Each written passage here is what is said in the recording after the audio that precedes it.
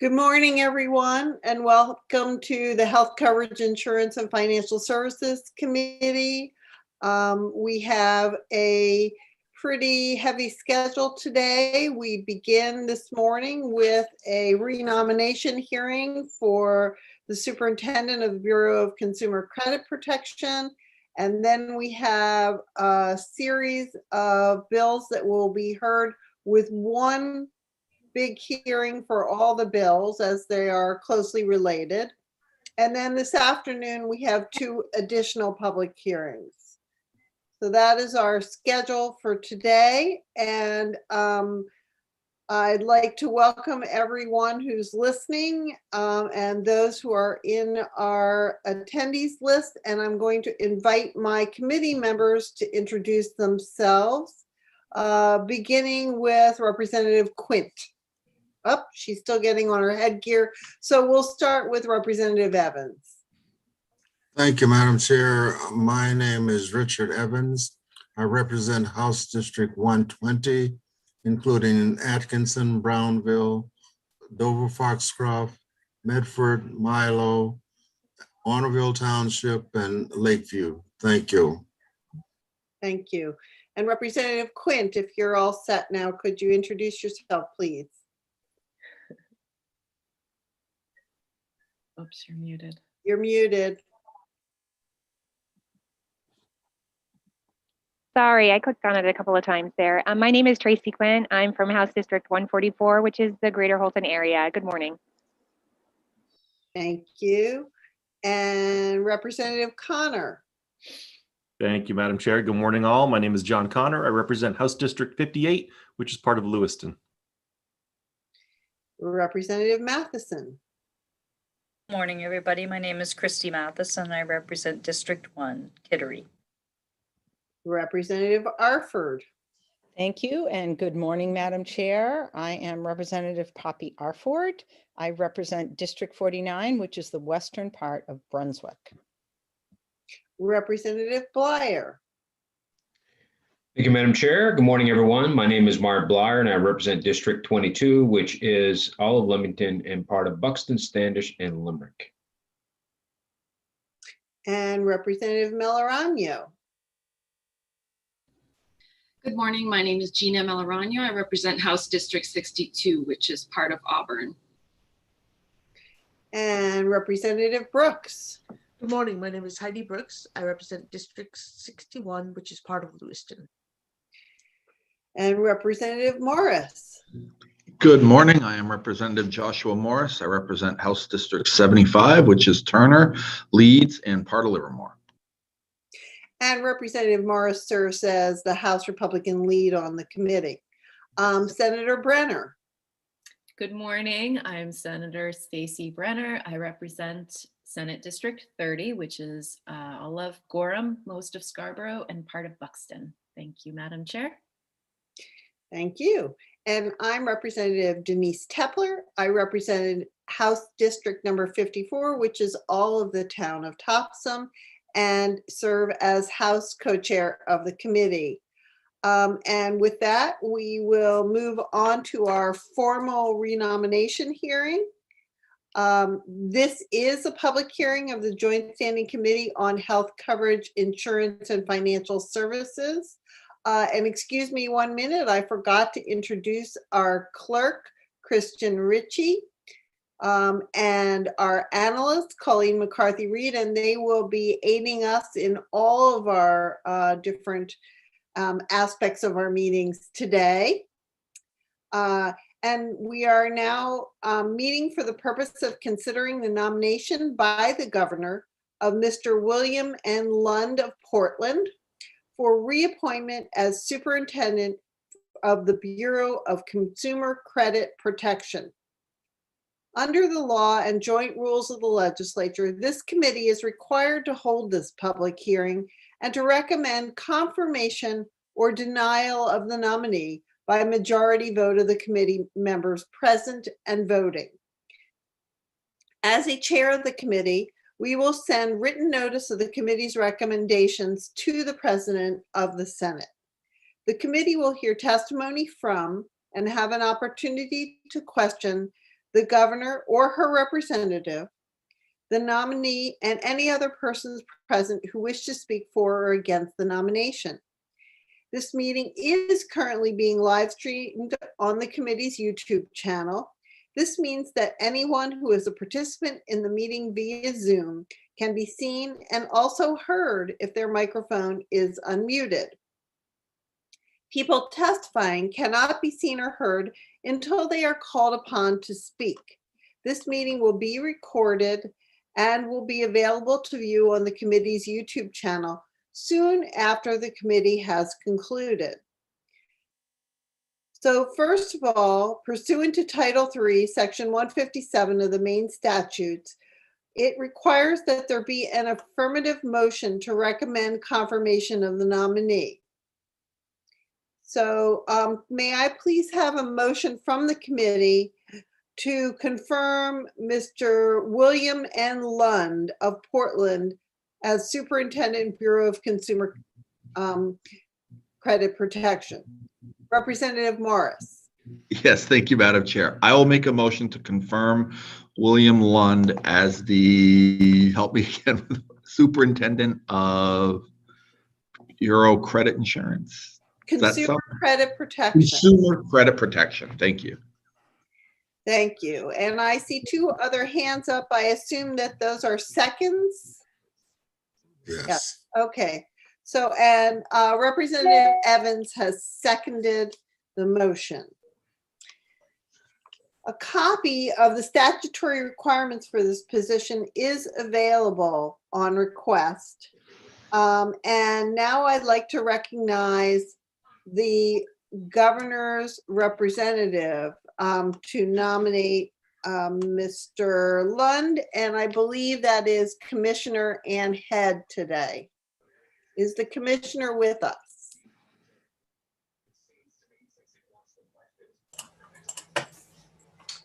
Ah,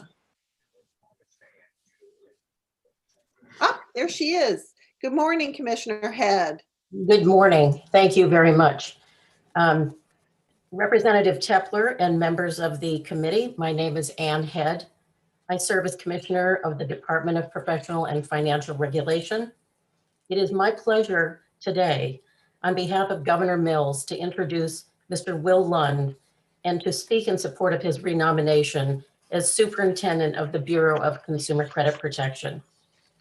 I've had the opportunity to work with Will for many years, and I can tell you that he and the staff of the Bureau have gained the respect and confidence of several administrations, of lawmakers on both sides of the aisle, of consumer advocates, and of the general public.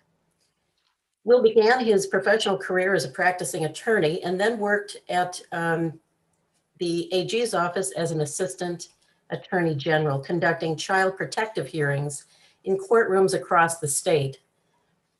Before first being appointed to this position, his legal background allows him to analyze, interpret, and administer law and regulations, and to understand and develop responses to legislative proposals. Will leads the Bureau of Consumer Credit Protection, which regulates, as you know, an incredibly wide range of non-bank financial services activities, from mortgage lending to auto credit sales. That breadth of jurisdiction means that if a consumer has a problem that involves a different issue, for example, identity theft, Will's office is able to assist consumers to resolve issues with the original debts as well as any subsequent debt collection activity, and to correct any resulting misinformation in the consumer's credit reports. Although his agency's activities include licensing, compliance exams, and outreach, Will has structured the office over the years to put the greatest emphasis on assisting consumers to resolve complaints. Each year, at least 1,000 consumers file written complaints with his office, many of them time sensitive.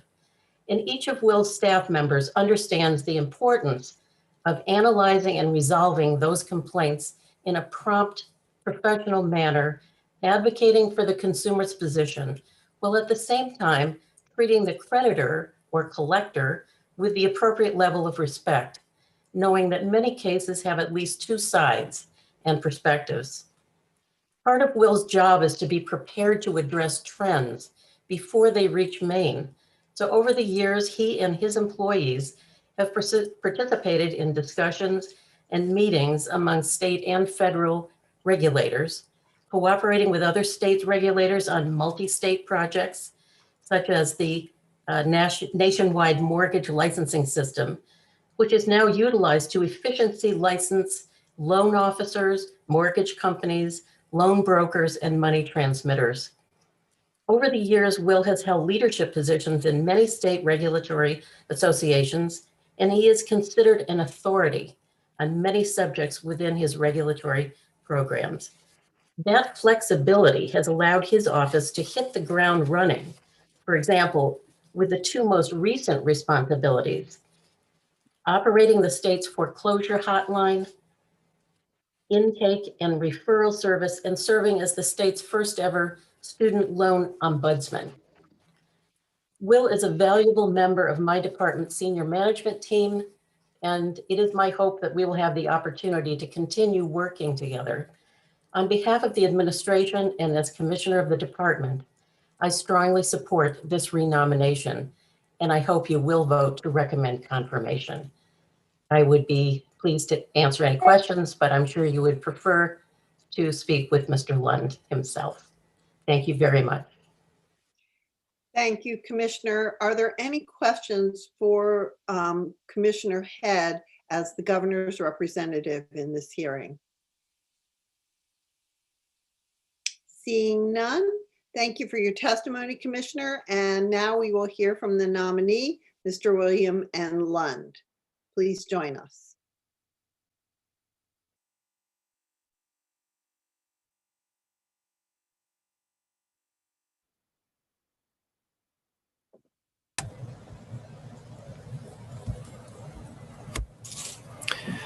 Good morning. How are we doing? Good morning. We're doing well. Good morning, Representative Tepler and members of the committee. My name is Will Lund. I reside in the North Earing section of Portland, and I'm pleased and honored to have been renominated by Governor Mills for the position of Superintendent of the Bureau of Consumer Credit Protection. When I was first appointed to the position, I was told not to get too comfortable in the superintendent's chair because it was known as a highly political position. I was the fourth ever appointee to the position and followed some truly passionate consumer advocates, John Quinn, Barbara Alexander, and Rob Burgess.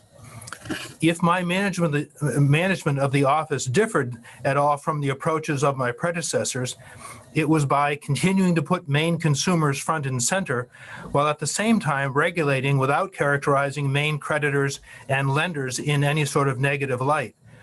One Maine lender told me, for example, that years earlier, he'd read about the results of a compliance examination of his company on the front page of the Kennebec Journal before he'd received a copy of the report himself.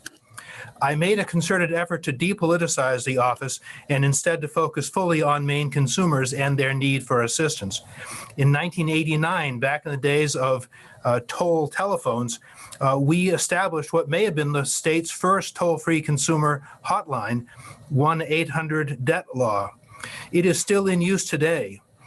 With every blank complaint form that is mailed to consumers from our office, we provide a business reply envelope so Mainers who may not feel comfortable filing an online complaint form can respond by mail without having to purchase a postage stamp.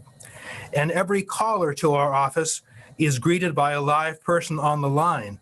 And even the superintendent participates when the phones get busy to ensure that callers don't have to leave messages or to negotiate a phone tree. I've been blessed with many great commissioners as bosses, including now U.S. Senator Susan Collins, Katie Longley, who is Vice President and COO of Jackson Laboratories, Robert Buddy Murray, a former lawmaker who is now a Superior Court Justice, and as you've heard, Ann Head, who does double duty, both as Director of the Office of Professional and Occupational Regulation, as well as Commissioner of the Department, while still finding time to support her senior management team of bank, insurance, securities, and occupational licensing regulators. The staff of the Bureau of Consumer Credit Protection works as hard as any folks I know in government or in the private sector. They know that when I meet with your committee on legislation, or when I appear before the IDEA, Judiciary, state and local, or any other committees, it's very likely that I will return to the office having been assigned a new regulatory or licensing program for them to work on. Whether it's protecting small businesses by regulating payroll processors, providing residential taxpayers with help as they deal with municipal tax liens, helping homeowners facing mortgage foreclosure, or in our Bureau's relatively new role as the state's student loan ombudsman. In 2011, policymakers in Washington, D.C. were impressed when a new federal agency, the CFPB, the Consumer Financial Protection Bureau, was formed, since for the first time, federal regulation of activities such as debt collection, credit reporting, and consumer lending were all placed under one roof. When I was asked for my reaction to the formation of that agency, I pointed out that our committee here in Maine had been quietly operating in the same manner for more than 30 years. Why is it important to integrate the regulatory functions? Consider, for example, a Maine resident whose truck is wrongly repossessed. Because our agency regulates repossession companies, auto dealers that sell on credit, and sales finance companies, we are able to get the truck back promptly, negate any repossession fees or storage costs, and prevent the truck from going to a wholesale auction. Let me close by telling you how proud I am of our agency's reputation for fair, consistent regulation and for the working relationships we've developed with lawmakers, especially with members of your committee. If I'm fortunate enough to be recommended by the committee and confirmed by the Senate, I will continue to do my best to manage an efficient and responsive state agency. And I would be happy to answer any questions you might have. Thank you, Mr. Lund, Superintendent. Are there any questions from the committee for the nominee? Yes, please go ahead, Representative Matheson. Thank you. Thank you, Superintendent Lund. I was unfamiliar with the student ombudsman portion of the position. Could you give just a little more information about that? I'm just curious. Thank you. Sure. It is both a licensing program and a consumer assistance program.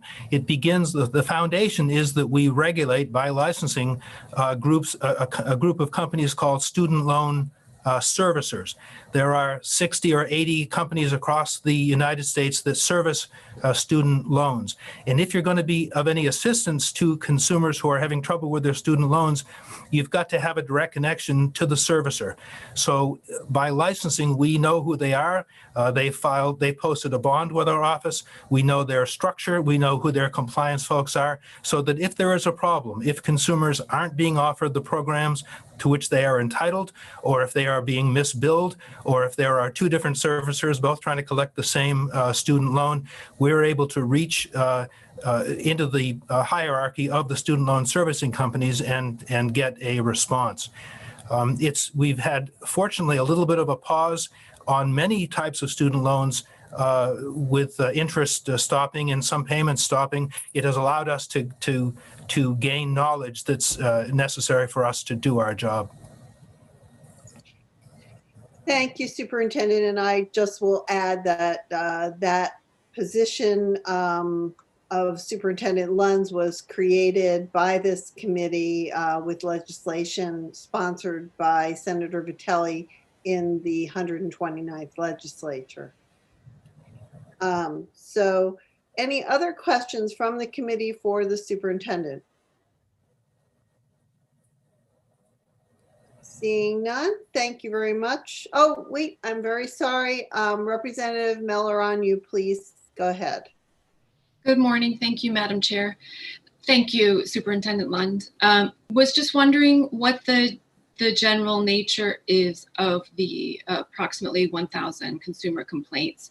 Are there, for example, certain industries that are sort of represented more in these complaints? Or I was wondering if you can just tell us a little bit about that.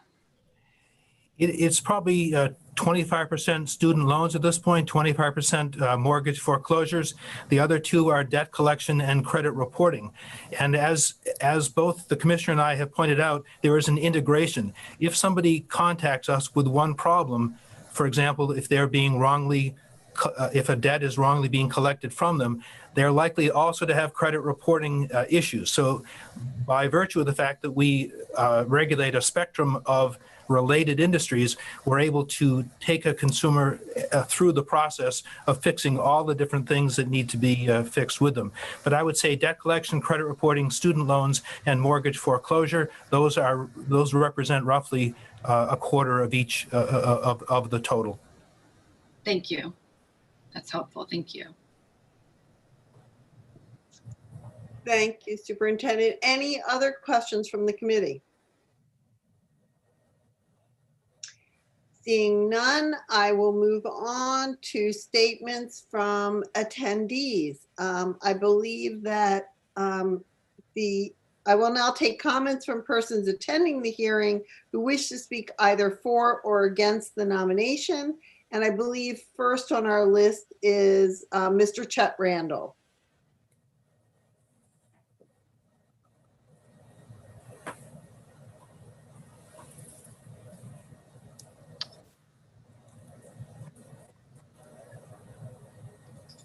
Good morning. Randall, good morning.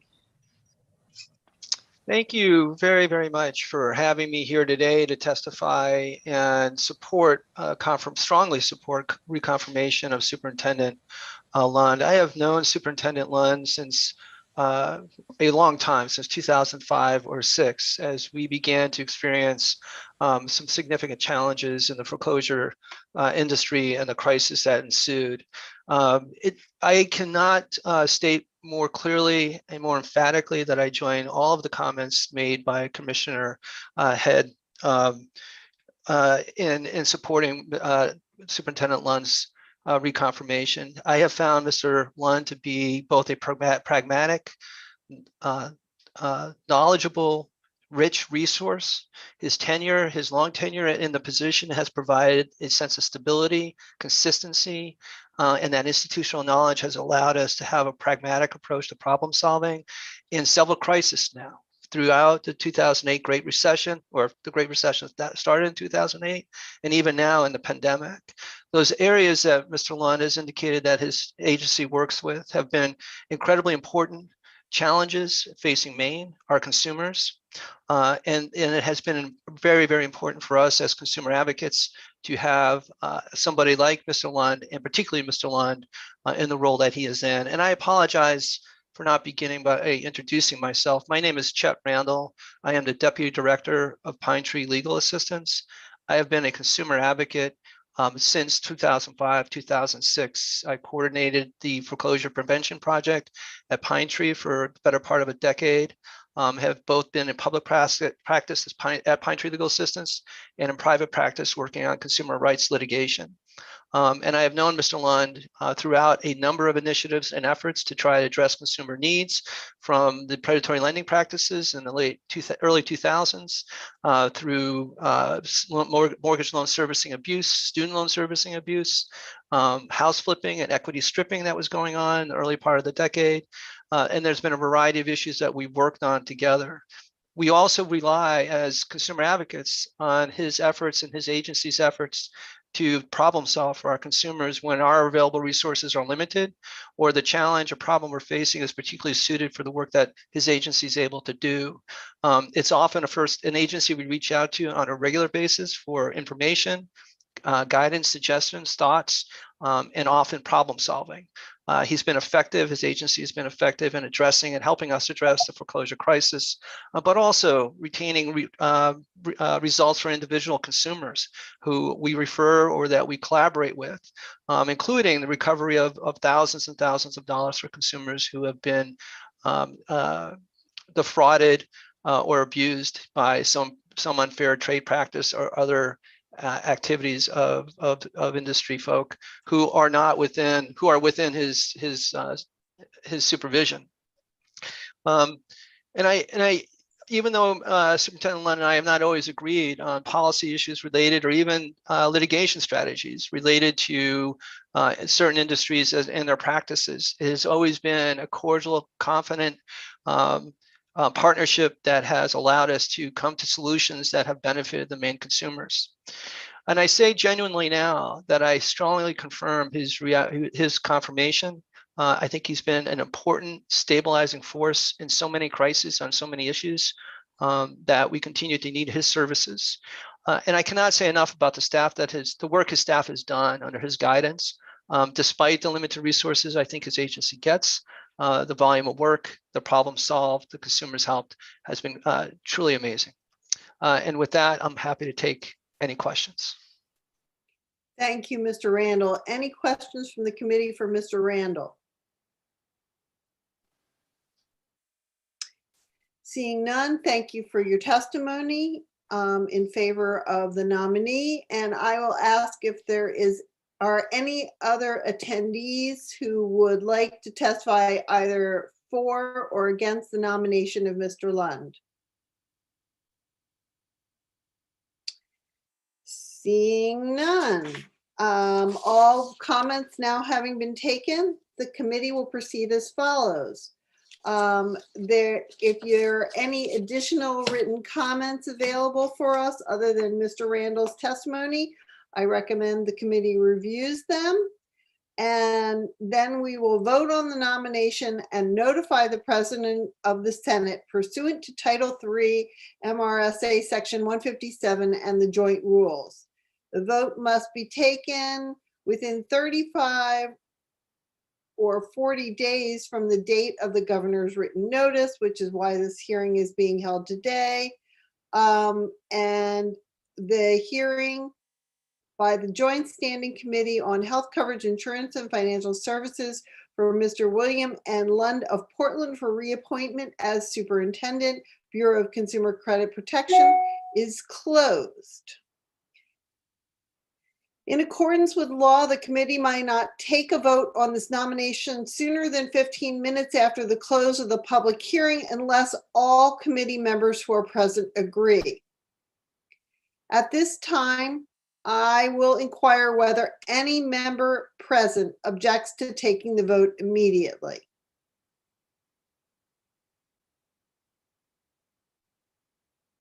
Seeing no objections, the pending question before the committee is that the Joint Standing Committee on Health Coverage, Insurance, and Financial Services recommend to the Senate of the 130th Maine Legislature that the nomination of Mr. William N. Lund of Portland for reappointment as Superintendent of Bureau of Consumer Credit Protection be confirmed.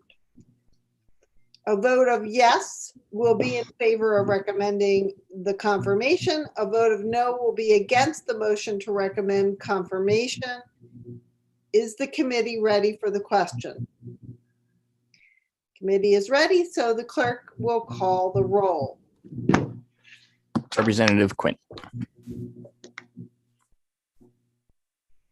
Yes.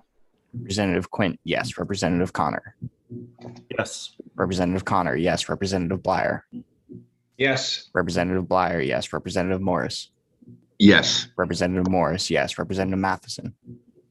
Yes. Representative Matheson, yes. Representative Evans. Yes. Representative Evans, yes. Representative Arford. Yes. Representative Arford, yes. Representative Melorano. Yes. Representative Melorano, yes. Representative Brooks. Yes. Representative Brooks, yes. Senator Stewart. Yes. Senator Stewart, yes. Senator Brenner. Yes. Senator Brenner, yes. Representative Tepler. Yes. Representative Tepler, yes. Senator Sanborn. Yes. Senator Sanborn, yes. That is 13 yes, 0 no, 0 absent. Thank you very much, Mr. Ricci. We appreciate that. And so 13 members of the committee having voted in the affirmative and none in the negative, it is the vote of the Joint Standing Committee on Health Coverage, Insurance, and Financial Services that the nomination of Mr. William N. Lund of Portland for reappointment as the Superintendent, Bureau of Consumer Credit Protection be confirmed. Congratulations very much, Mr. Lund. Thank you very much, members of the committee. And with that, we'll close that re-nomination hearing and send our recommendation to the President of the Senate. And Mr. Lund, I expect, will be summarily reconfirmed. And it's now 10:30, and I think I'm going to recommend that the committee take a literal 5-minute break before we begin our schedule of public hearings. So please be back by 10:35, and we will have a set of hearings jointly on 9:27, 9:31, 9:32, 9:35. See you in 4 minutes.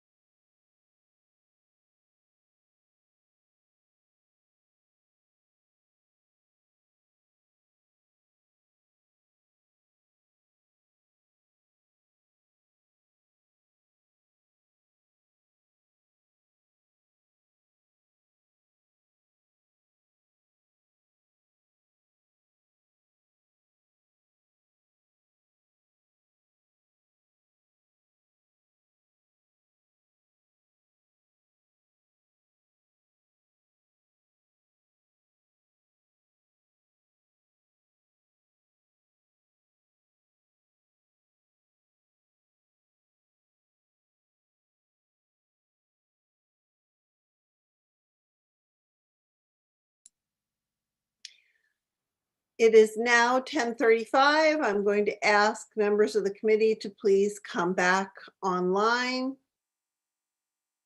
to join us to continue our morning's work.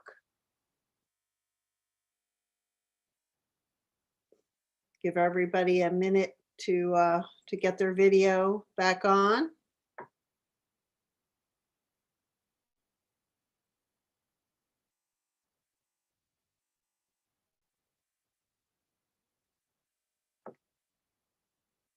Okay. That is good. All right. Next, this committee will conduct a joint hearing on a number of bills. The bills include LD 927, 931, 932, 935, and 1004. We will be hearing all of these bills at the same time, so we will ask anyone who wishes to testify on any of these bills to please testify only once. And the sponsor is the same for all of the bills. And we'll begin by asking Representative Libby to please join us and present her bills.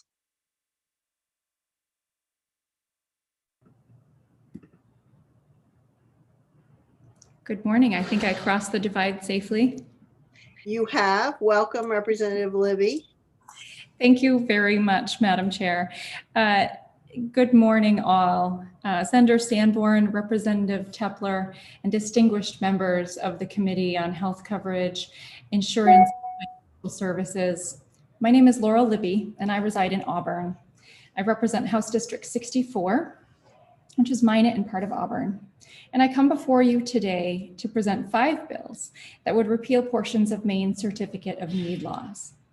You have the names before you. I don't need to read all that information to you, but I'll just run down through and say that LDs 927, 931, 932, 935, and 1004 would repeal the pieces of con law that apply to healthcare services outside hospital beds, healthcare facilities, and major medical equipment. Before I can speak to my bills, though, I need to give some background on exactly what Certificate of Need, or CON, is, how the CON application process works, and how CON affects healthcare in our state. First of all, what is Certificate of Need? In Maine, Certificate of Need is a regulatory program requiring healthcare providers to obtain state approval prior to making changes in the healthcare landscape. The purpose is to verify that there is indeed a need for that particular service or facility in the community. The public, including competitors, are allowed to weigh in during the process. Maine has the highest CON application fees in the country, as high as $250,000, and that doesn't include attorney fees. So changes that require a Certificate of Need application include mergers and acquisitions, new facilities or services, substantial capital improvements in new equipment or facilities, changing access to services, or increases in bed complement. The theory behind the original CON laws was that by restricting the supply of healthcare facilities and services, you could control costs and increase access to care. Initially, CON laws were desired because the reimbursement method at the time, which was cost plus reimbursement, incentivized overinvestment in healthcare infrastructure. And folks were worried about what would essentially be a healthcare arms race. In 1964, New York enacted the nation's first statewide CON law. The American Hospital Association then began nationwide lobbying efforts to pass CON laws at the state level, and even drafted model state law. These lobbying efforts were so successful that in 1974, under the Ford administration, Congress enacted the National Health Planning and Resources Development Act, which required states to implement CON laws to receive certain federal reimbursements. Fast forward to 1986, however, and Congress repealed NHPRDA because it failed to control healthcare costs and it was insensitive to community needs. Since 1986, in a rare admission of policy failure, the federal government has continued to encourage repeal of con laws, stating that, on balance, con programs are not successful in containing healthcare costs, and they pose serious anti-competitive risks that usually outweigh their purported economic benefits. Over the intervening years, many states have amended or outright repealed their con laws. There are many studies that have looked at the difference in spending in con states and those without con laws. And in 2018, the Journal of Public Health published a study estimated con laws lead to a statistically significant 3.1% increase in total spending. That study concluded that rather than decreasing public health care spending as intended, it appears that con laws actually increase it. The evidence to date suggests that con laws are frequently costly barriers for entry for healthcare providers rather than successful tools for controlling costs or improving healthcare quality. Based on that evidence and their enforcement experience, the two federal antitrust agencies, the Federal Trade Commission and the Antitrust Division of the Justice Department, have long suggested that states should repeal or rethink their con laws. So what does all of that mean in a practical context? Let's say that you have decided to open a coffee shop. In your community, you already have a Dunkin' and a Starbucks, but you think that folks would appreciate a third option that's a little bit different and has specialized drinks and the latest coffee innovation at a lower price. In your state, however, there is a coffee shop certificate of need law. That means you would have to submit an expensive application to the government for permission to open your coffee shop, in addition to all the other permitting and licensing applications and fees. The government would then determine if there was a community need for a new coffee shop, with part of the process being a public comment period. Dunkin' and Starbucks would, of course, both weigh in to say that no, a new coffee shop is not needed. They are providing all of the coffee that anyone could possibly want or need. In 2015, testimony of the Maine Hospital Association against con reform claimed the vast majority of con applications are granted. 95% of applications were granted. At least with respect to hospitals, we are not aware of any proposal for a major surgical center, imaging center, lab, or hospital that was denied by the con process. The problem with that statement, however, is that there's no way to capture how many con applications were not filed, either because of reluctance to engage Maine's cumbersome process, including the fact that competitors weigh in, which is not universal in con states, or because the filing and attorney fees were too steep to make application worth the potential payoff on the other side. Given the inability to capture the information regarding applications that were simply never made, the statement that 95% are granted really has no value in this conversation. You will also hear today that Maine has recently made changes to the threshold amounts that require a con application and that no more change is necessary. Within the last year, that argument has been proven to be incorrect. On April 10th, 2020, the Division of Licensing and Certification issued guidance allowing hospitals and nursing homes here in Maine to apply for emergency cons to increase bed capacity in response to the COVID-19 pandemic. That change to the law is ongoing and will expire 60 days after the state of emergency ends. Thankfully, we realized that Maine healthcare providers require greater flexibility to respond to the pandemic, but the response truly illustrates that Maine's con laws are out of date. Why 5 bills?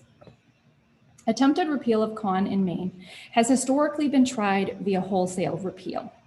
That has limited the ability to have a conversation about each specific con category. Linking together such different categories as major medical equipment purchases or building a new nursing home does a disservice to both. To that end, I have listed examples of what falls into each category.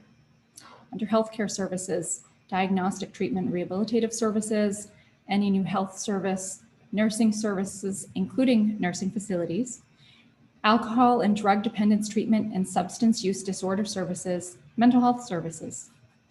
Outside hospital beds include such things as ambulatory surgical facilities, kidney disease treatment centers, independent radiological service centers, and cancer treatment centers. Hospital beds, that one's pretty obvious. It includes an increase in licensed beds greater than 10% in hospitals and psychiatric facilities. Healthcare facilities and buildings, similar to previous categories.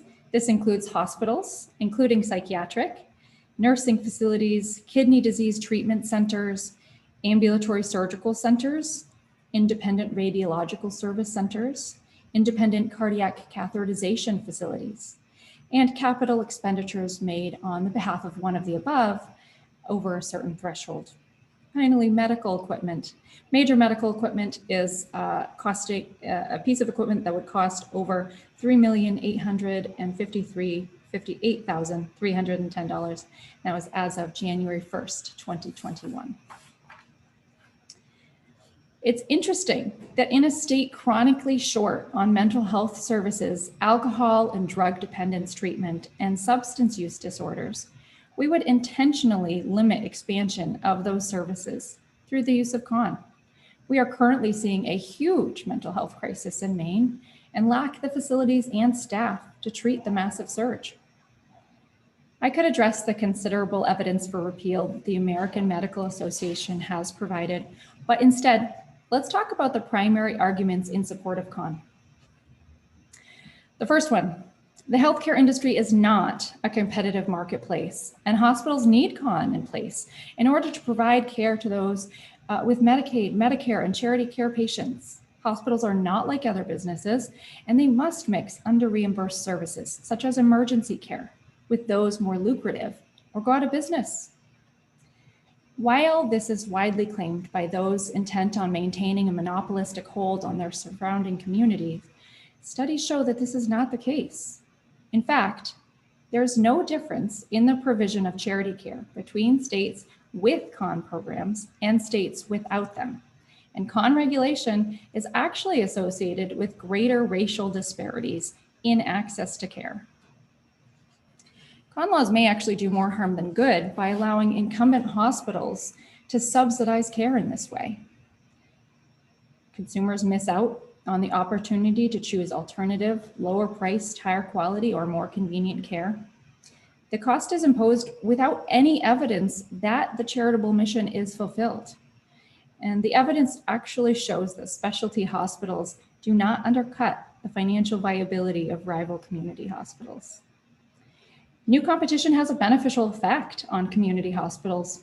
A study published in the Rand Journal of Economics found that community hospitals responded to the competition by improving efficiency, adjusting their pricing, and expanding profitable lines of business, as well as encouraging physicians to perform procedures on the hospital campus by developing centers of excellence and building physician offices on campus.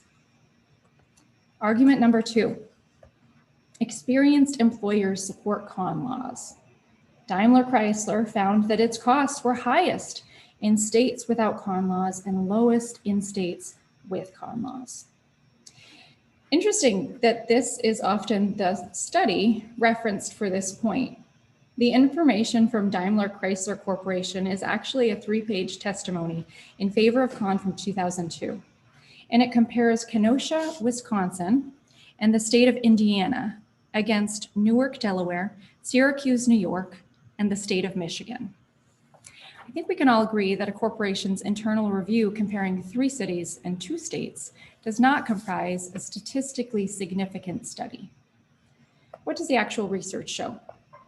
The Michigan Department of Community Health commissioned a review of their con program in 2003, and that report found that there is little evidence that con results in a reduction in costs and some evidence to suggest the opposite.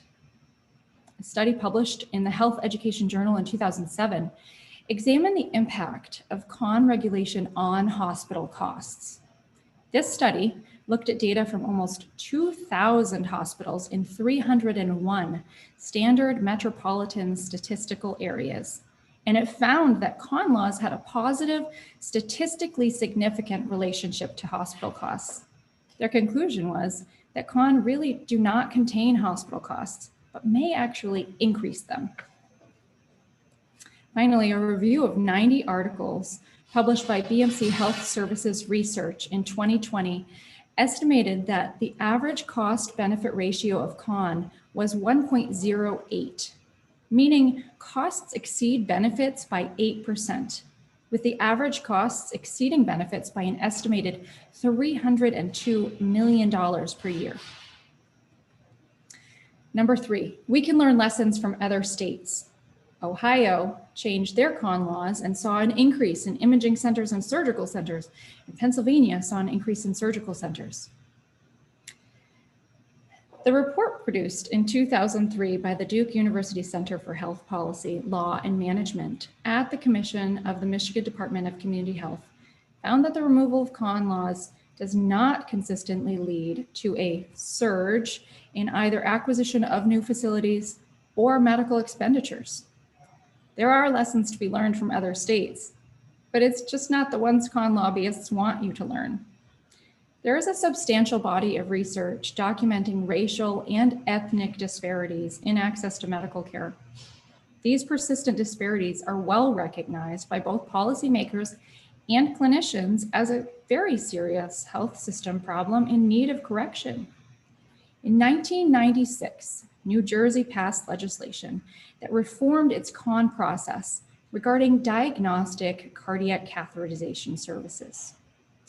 In a 2009 study published in the Journal of Health Politics, Policy, and Law, it was found that the expanded capacity increased cardiac angiography utilization overall and did so more rapidly for the Black population. It turns out what we refer to as limiting duplication of healthcare services is more correctly termed rationing of healthcare services, leading to racial disparities in who receives critical services. I want to thank my co-sponsors, Senators Miramont and Claxton, and Representatives Arata, Chiazzo, Morris, and O'Connor for their support of these bills. I ask this committee to look at the considerable research and represent the interests of the people of Maine by voting ought to pass, thus expanding access to healthcare at lower costs. I'm happy to answer any questions you might have.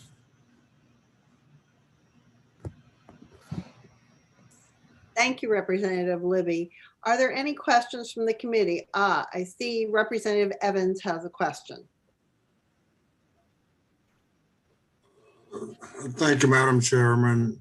And thank you, Representative Libby, for that presentation. I think it's a significant concern, and it's going to be interesting to see how this kind of pans out. One thing that concerns me is the anti-competitiveness relative to CONs, and especially when you're dealing with large systems, hospital systems, and it locks out other smaller facilities and or ambulatory units. You mentioned mental health services, dialysis, et cetera. So the issue also regarding costs, that's been one point of contention. And the other thing, I think you did mention it, is the fact that each state of the 35 states that have some form of CON, none of them are the same. Right. Some are more extensive and some are less more scaled back. So I just want to thank you for that presentation. Well, thank you very much, Representative Evans. I appreciate that. And there is certainly a huge issue with the anti-competitive nature. And that is what the Department of Justice and the Antitrust Division in the Federal Trade Commission have spoken to so many times in the many, many statements that they've put out urging for CON to be repealed in the states that do still have it. And you're correct. All of the states that do still have CON, there's a great deal of variance in how it is applied and what is covered under the CON laws in each state. It really is no uniformity to the CON laws. Thank you. Representative Morris. Yes, thank you, Madam Chair, and thank you for being here today, Representative Libby. You touched briefly in your remarks about the American Medical Association and some of their research that they have done. Can you give us a little more background on that, or any information on that you might have? Sure. Yeah, I didn't specifically address it. I did see that I believe that Senator Miramont has included that document in your testimony. I think it got a little jumbled in the transfer from computer to you guys though, so I'll be happy to send a fresh copy. But the American Medical Association Advocacy Resource Center has put out a pretty extensive document remarking upon why CON laws need to be repealed. And there are studies that cover everything from certificate of need laws have failed to achieve their intended goal of containing costs, which of course is partly because our entire mechanism for how we reimburse medical services has changed drastically since the 60s and 70s. And so it couldn't possibly do the job that it was expected to when we reimbursed in a completely different way. CON laws may actually increase costs. They are anti-competitive and a barrier to entry. So as Representative Evans had pointed out, we have all of these critical services from mental health care, substance abuse care, to dialysis treatment. In our state, we have a lot of a pretty huge rural population, and a lot of them have to travel a very large distance to get to services. So putting up barriers to new facilities coming in is really a disservice to many people. There are other studies referring to CON laws being susceptible to abuse by creating opportunities for anti-competitive behavior. If systems wanted to get together and make backroom deals, I'll cover this service, you cover this service. I would hope that Maine facilities would never do something like that, but the potential is certainly there. CON laws can impede patient choice.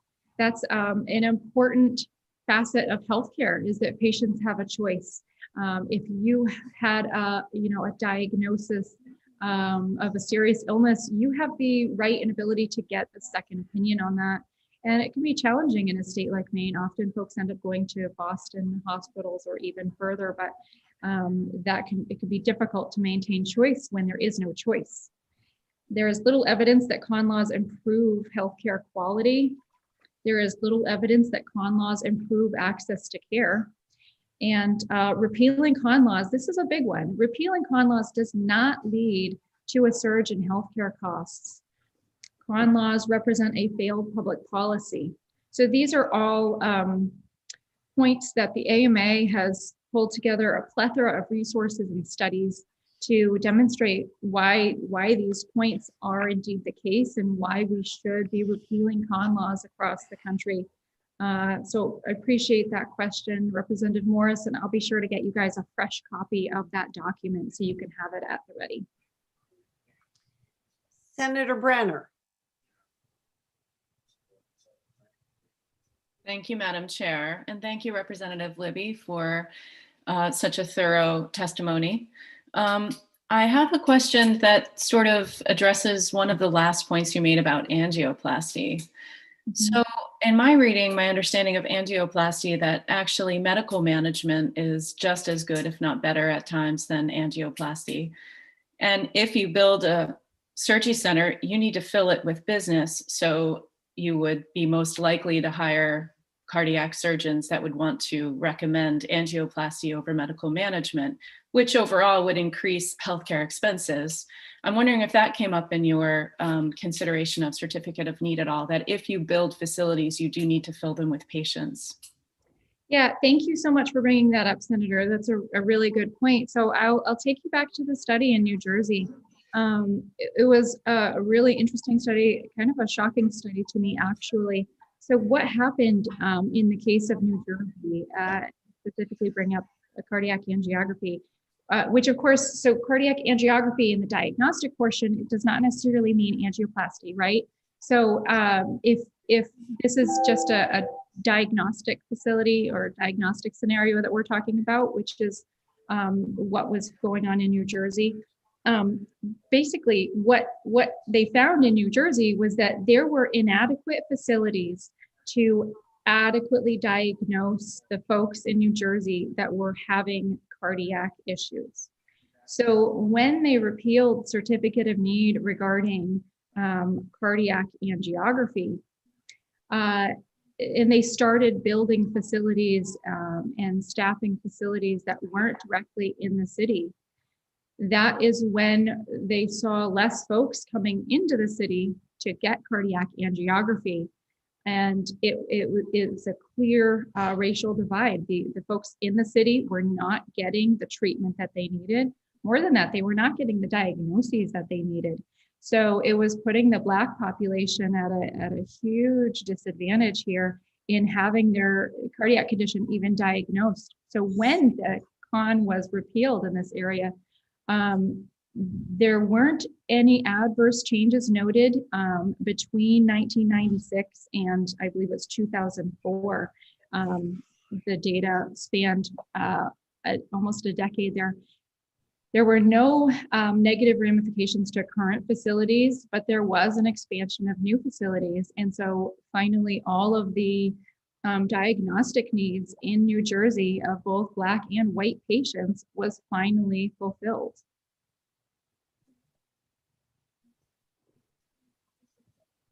Senator Brenner, are you all set, or do you want to have a follow-up? Thank you, Madam Chair. I'm all set. Thank you. And Representative Evans, do you have another question? Yes, thank you, Madam Chair. I think it was Representative Morris that brought it up about the AMA. I am the senior delegate for Maine to the American Medical Association, and we've been talking about this for a number of years. We've done quite a bit of study, and I think the presentation that Representative Libby has made is in line with the studies and the results that we came up with over time. The issue that I think Senator Brenner is talking about is one of logical concern, but the statistics haven't shown that to be. It just allowed for more people to be more served. So, thank you. Thank you, Representative Evans. I have one last question. I think seeing none from other committee members for you, Representative Libby. Thanks for being here and presenting your bills to us. I'm not an expert on the studies on this issue that have shown in other states that this doesn't increase costs, but I do have some concerns about the concept of non-competitiveness when it comes to healthcare. From my point of view, in a basic economics look at the way healthcare operates, healthcare is a public good. It's a market failure. It doesn't allow for price to be set at a reasonable place for demand and supply. And in addition, even if it did operate well within the free market, it doesn't provide for equity of distribution. So I'm wondering if you have ideas about other forms of regulation that can correct for the fact that healthcare is a public good and can't really operate well in a free market system? Thank you, Representative Tepler. I certainly appreciate your questions and your concern. That is a frequently quoted concern that folks have had. I can point you to many studies that show that that is not proven to be the case, and that's not borne out in states that have removed con laws. The states from California to New Jersey regarding the cardiac angiography to Florida and other states that have repealed their con laws. Now it's great we have those states that we can reference and see what did happen when con laws were removed, and that concern has not been borne out. So I'm happy to send those studies along to you if that would be helpful. And I can also get you the studies that show that, in fact, those states that don't have con laws versus the states that do have con laws, the states with con laws see a 3.1% higher cost of healthcare than the states without con laws. And I'm happy to pass that along to you if that would be helpful. I'm sure it would be.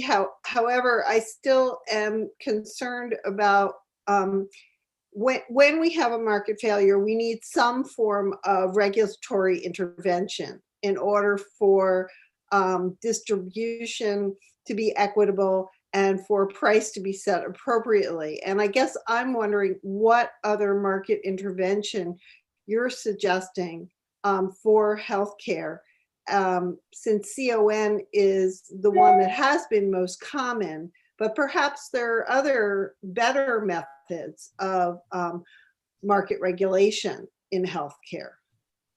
I am not suggesting any other form of market regulation that has not been proven to be necessary in the states that have repealed con. And like I said, we can look to states like California and Florida and others that have a pretty massive population that has been looked at, and we can look at the numbers from that and see that it's not a problem that is borne out in the data.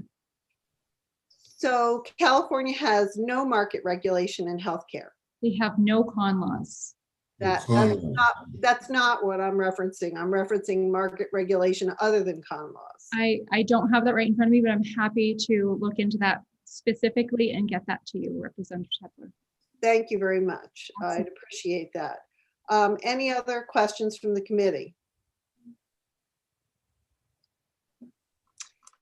Seeing none, thank you for your testimony, Representative Libby. And I will now take other testimony in favor of the bill, and we'll turn first to a co-sponsor of the bill, Senator Mearmont. Welcome, Senator Mearmont.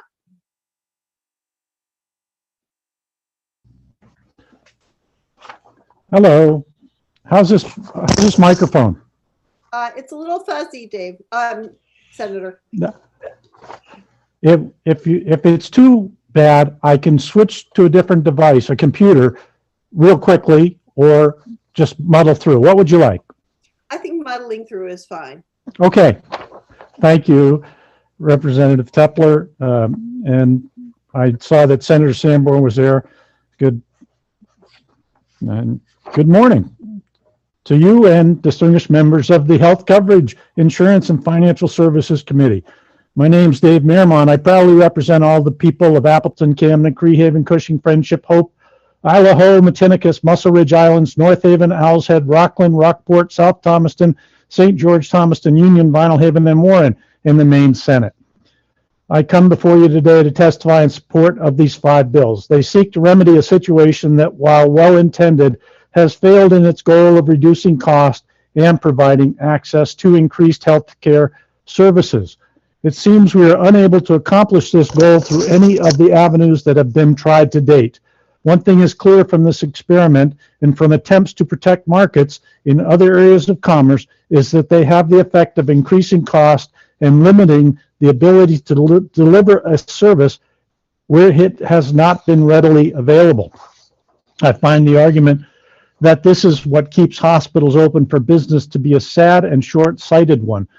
To keep the costs of services that hospitals offer anywhere from 4 to 10 times higher than an identical service provider in the absence of a certificate of need is harmful. This system costs all of us increased insurance premiums that have become unaffordable for most of the people of this state and country. It also affects those without insurance in the worst way. The hospitals must accept the payment that is given by Medicare and Medicaid plans. They negotiate with insurance companies for reduced cost, and then they eye the uninsured who is unfortunate enough to get sick. They see this person as a chance to make up the budget regardless of the harm done, while telling legislators that their system will make arrangements for that person to pay. There are many examples of folks who are barely hanging on being thrown into bankruptcy after having to choose between eating or paying for the overpriced service for which they are offered no discount. We have a chance to remove the starting point of a chain of events that leads to suffering and despair for many folks here in Maine. Allowing competition to create service providers that meet the needs of our residents and that do so at competitive prices, and remove the weight that the con puts on the back of every person who has to watch their dollars. Whether it is to pay for insurance or the cost of one of these artificially inflated services, it's time to stop this sham practice. I have attached the results of the study done by AMA Advocacy Resource Center for you to review. I also have heard that argument about the federal government and where it stopped requiring the con, and feel like that, if it was essential, would be in place, and no other state would have gone in that route. And as to your question of whether other assistance will be necessary, it's already necessary. We had to deal with that, paying back the hospitals for what's owed, for what services they provide that are uninsured. We did it last time with money we really didn't have, and through that shortfall, and then having a tax cut left us without money to finance it later. This is one big shell game that I know you are trying to deal with in so many of your bills. This is just one part of it, but one that I've been really against for quite a long time, and had my own bill, well, 3 of them, but dropped them to go along with Representative Libby's because it needs to be a united front for this. And thank you very much. Thanks for your consideration. I'm glad to answer questions if I can. Thank you, Senator Meermont. Questions from the committee for Senator Meermont?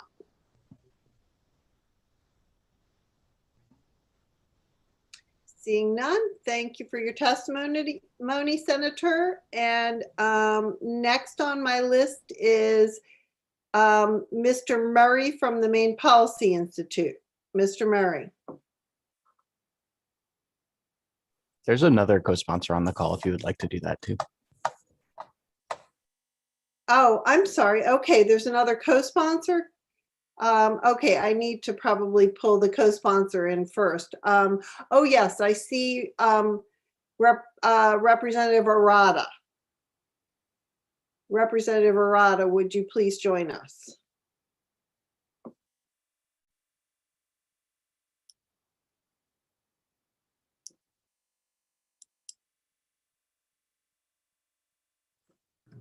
Welcome, Representative Arata. Oh, thank you, Representative Tepler, and distinguished members of the HCIFS committee.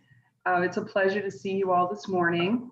I don't have any written testimony. I'm just going to give you my experience with this, but such that it is.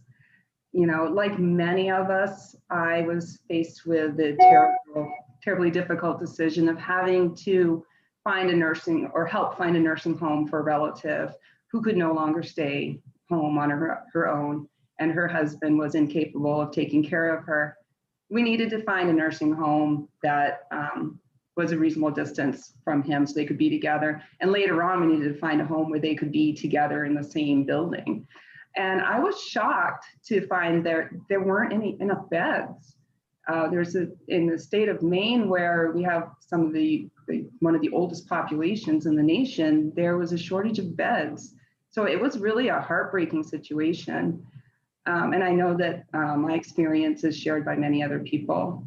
So fast forward to a couple of years ago when I was on the Appropriations Committee, and a lobbyist explained to me what the certificate of need was. So then it all made sense. Like, oh, so that's why there was a shortage of beds. It suddenly, you know, the light came on. And it just seems so absurd to me that you would require a certificate of need for something like a bed in a nursing home. And also, you know, maybe 25 years ago, I'd read an article about something called the Eden Alternative. And I always thought that if I had a relative who needed to go into a nursing home, that would be the type of care I would want for them. It's a place, you know, they have a philosophy of, you know, dignity and letting people have a meaningful life in the last few years of their life. And, you know, a place filled with animals and plants and children and you know, joy. And so those types of innovations, though, I'm not seeing them in the state of Maine. So in addition to the type of you know, cost savings that we hope to be able to have with enhanced competition, there's also quality issues. That, you know, I hope I never have to go to a nursing home, but if I do, I hope that it could be something like that Eden Alternative option. So I encourage you all to Google that and look it up. I know that this is difficult. This is a terribly difficult issue. And, but I don't think it's a partisan issue. And I think that we can work together on this. And I look forward to working with you on solutions for this. And that's all I have to say. Thank you, Representative Arata. Any questions from the committee for Representative Arata? Seeing none, thank you very much for your testimony. Have a great day. Thank you. And bye. Seeing no other co-sponsors in the queue, I will apologize to Mr. Murray and call him back this time.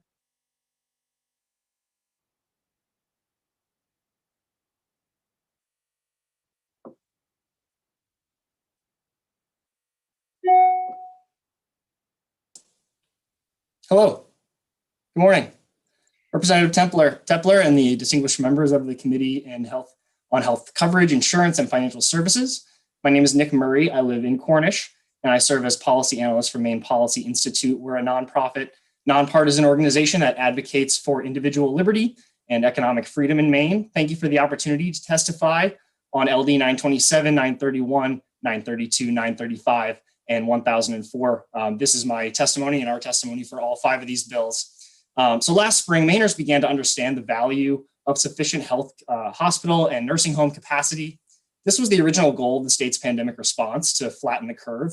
Thankfully, we never faced the worst case scenario, a stressed and rationed healthcare system. If our hospitals or ICUs had been overwhelmed last May or even this past January, reforming certificate of need would be even more urgent. I have little doubt that Governor Mills would have issued a swift order to remove this roadblock and suspended CON altogether had the situation reached that dreadful level. Instead, the governor allowed the Division of Licensing, DLC, Division of Licensing and Certification, to implement an expedited CON process. According to a manager at DLC, whom I spoke with, this allowed 11 applications to sail through the office, each within a week, instead of the usual 3 to 4 months. We support all of the bills before you today to reform Maine's CON process, but unfortunately, even if they were all enacted, much of this outdated onerous system would still exist. Maine needs comprehensive CON reform, if not an outright repeal of Title 22, Chapter 103A. Some CON proponents argue that CON is necessary in order to constrain the growth in prices that healthcare providers might charge for various services. The fact is, if hospitals thought increasing prices for any reason would make them more money, they would do it, with or without a CON. They don't need to build out extra beds, offer more services, or buy more expensive equipment in order to rationalize that. The certificate of need process allows established providers to hide behind this faulty logic and use state regulation to protect their position in the industry. It restricts competition, capacity, and ultimately healthcare options for consumers. The Federal Trade Commission and the Antitrust Division of the Department of Justice agreed in a 2016 statement, as Representative Libby noted, They said, quote, con laws raise considerable competitive concerns and generally do not appear to have achieved their intended benefits for healthcare consumers, unquote. A study by the Mercatus Center published last July showed that con reform leads to more satisfaction and access to care, especially in rural areas. Researchers found both before and after controlling for social risk factors such as race, education, and poverty status, that in counties with con laws, quote, healthcare expenses per Medicare beneficiary are higher, as are utilization rates of ambulance services, emergency departments, and readmissions. In 2016, Mercatus researchers also found that hospitals in non-con states have significantly lower mortality rates for pneumonia, heart failure, and heart attack. These hospitals have lower readmission rates for heart failure and heart attack, plus their patients are more likely to report a pleasant hospital experience. A 2013 Maine policy analysis compared the 10 states with the fewest hospital beds per 1,000 residents to the 10 states with the most. The report found that the expense per inpatient day is $878 more in states with fewer hospital beds. Con ultimately restricts the supply of hospital beds, raising costs on providers and ultimately consumers. Inertia is a strong force in public policy, but we must not let it get in the way of common sense reform. The status quo should never hold the benefit of the doubt. If a policy does not serve its intended purpose, or if it does, but its effects are counterproductive to its stated goals, it must be repealed. The burden of proof must be on those who support more restrictions, not fewer. Certificate of Need meets these dubious metrics, so it must go. In the shadow of a year-long public health and public policy crisis, it's time for Maine to finally scrap this outdated anti-competitive law. Please deem these bills ought to pass and incorporate them into a comprehensive reform package for this legislature. Thank you for your time and consideration. Thank you very much, Mr. Murray. Any questions from the committee for Mr. Murray? Seeing none, I will call Ms. Flaherty from the Institute for Justice speaking for the bill.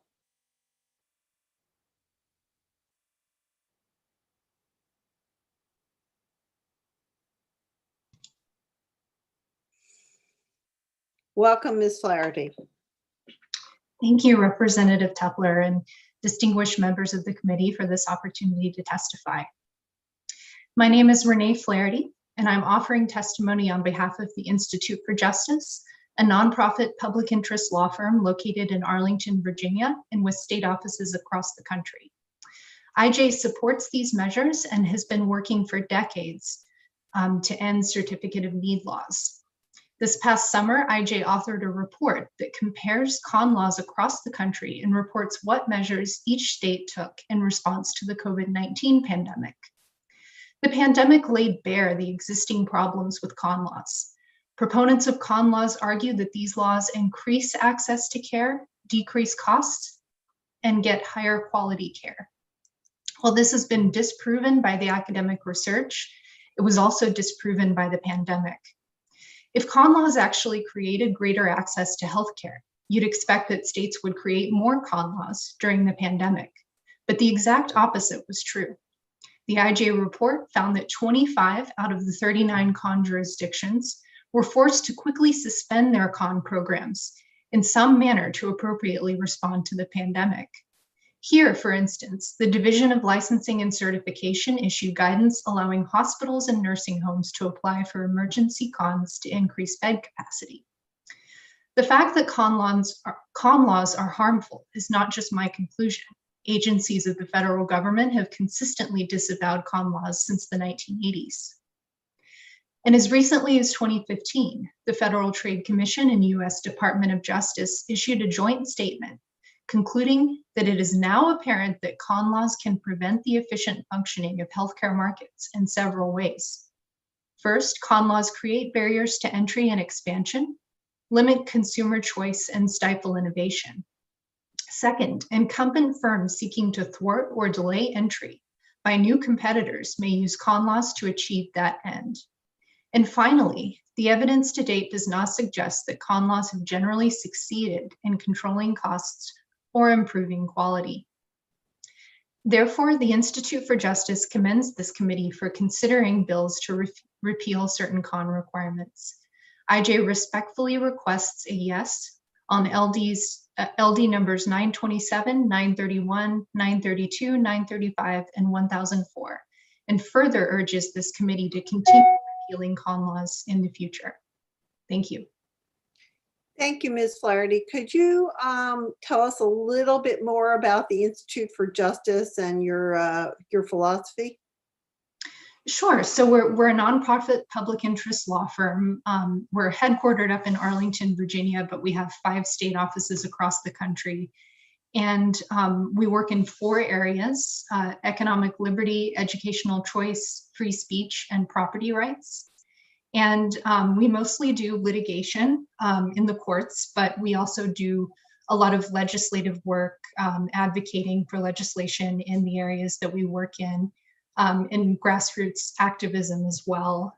Strategic research, like the report that I mentioned on certificate of need laws, to get information out there about the issues that we care about to lawmakers and to the public. Mm-hmm. And would you describe your political philosophy as libertarian? So we're definitely nonpartisan. We do very little legislative work, and what we do is on issues that are very nonpartisan. But I would say that generally, yes, we're a libertarian law firm. Thank you, Ms. Flaherty. I see a question from Representative Morris. Go ahead, Representative Morris. Yes, thank you, Madam Chair, and thank you for being here, Ms. Flaherty. Would you be able to send us or direct us in where we can find the research and the report that you guys did on certificate of need? Absolutely. The report's called Conning the Competition, and it's on IJ's website, and I will make sure that you all get a copy of it. Okay, thank you.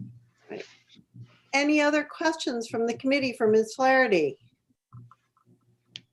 Thank you for passing that information on to us, Ms. Flaherty. Thank you for your testimony. And Ms. Flaherty is the last person I have signed up to speak for this set of bills. Is there anyone else in the attendees list who would like to speak in favor of all these LDs on certificate of need? Seeing none, I will move on to those speaking against the bill. And first I see a hand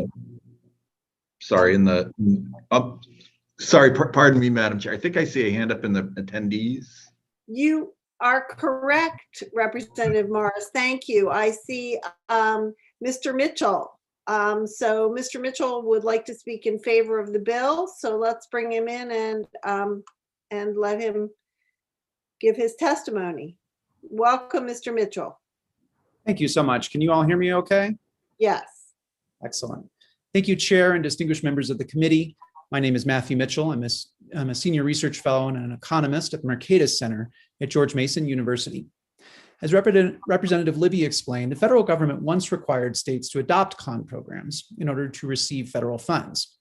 Since that mandate was repealed some 30 years ago, 15 states have eliminated their con programs and several others have pared theirs back. Now, nearly 40% of Americans lives in a state with no con law required for healthcare. These are a diverse set of high income, low income, urban, rural, coastal, and intercontinental states.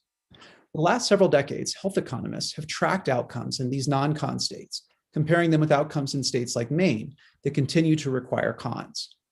These findings point to a clear pattern. Con laws do not achieve the goals of their advocates. In fact, they seem to make matters worse. In those states that have repealed their con laws, patients enjoy 1, greater access to care, 2, higher quality care, and 3, lower cost care. On access, the data are overwhelming. In non-con states, there are more hospitals per capita, 30% more. There are more ambulatory surgery centers, about 14% more. There are more rural hospitals and more rural ambulatory surgery centers. More hospital beds, and we find that there were more beds during the pandemic. There are more dialysis clinics, more hospice care facilities. Patients don't have to travel as far to get care. They're less likely to leave their states in search of care. And there are smaller disparities in the provision of care to communities of color in these non-con states relative to con states like Maine. On average, patients tend to receive higher quality care in non-con states as well. For example, they experience lower mortality rates following heart attack, heart failure, and pneumonia, and lower readmission rates following heart attack and heart failure. They are less likely to die from post-surgery complications, and they are more likely to give their hospitals top ratings. Finally, payers spend less in non-con states, both per procedure and per patient. Given this data, the first best option for access, quality, and cost is to eliminate the con program altogether. Short of full repeal, however, states have pursued a number of promising reforms. The state, for example, might eliminate the con for major medical equipment, or the state might eliminate the cons that restrict access to services used by vulnerable populations, such as psychiatric services or drug or substance abuse services. Cons for services that are unlikely to be overprescribed, such as those for renal failure and radiation therapy, are also good options to reform or eliminate. Cons for services that require limited capital expenditures, such as rehabilitation, would also be a promising one to eliminate. And cons that restrict access to low-cost modes of care, such as ambulatory surgery centers, are also promising. There are a number of options to ease the administrative burden of con laws. Maine might reduce its highest in the nation fees, for example, or ease the administrative burdens of the application process, which are sometimes multiple times larger than the actual fees. Or it might require incumbents who unsuccessfully challenge an entrance application to pay the entrance compliance costs. The state might also consider reforming the criteria that is used to evaluate cons. For example, a con application should not be rejected to prevent the provision of duplicative services. This guarantees the monopolization of the local market. I'm happy to discuss other reforms with you. I think there are a number of other promising options. Thank you for the opportunity to chat with you today. I look forward to taking any questions that you might have. Thank you, Mr. Mitchell. Questions from the committee? I see Representative Morris has a question. Please go ahead. Yes, thank you, Madam Chair. Thank you for being here today. I wonder if you might, just sort of as one of the themes I keep hearing about is some of these ambulatory surgical facilities. If you could talk more about that and how that helps with the marketplace and how certificate of need, particularly, how you see that as impacting those. Yeah, absolutely. One of the things that's interesting is to go back and read the National Health Planning and Resources Development Act, the 1974 statute, which required the states to adopt con laws lest they they give up federal funds. And one of the goals there was to encourage ambulatory care. And the idea of ambulatory care, ambulatory essentially just means walk. And so ambulatory care is the kind of care that you can go in and get a procedure and you should be able to walk out.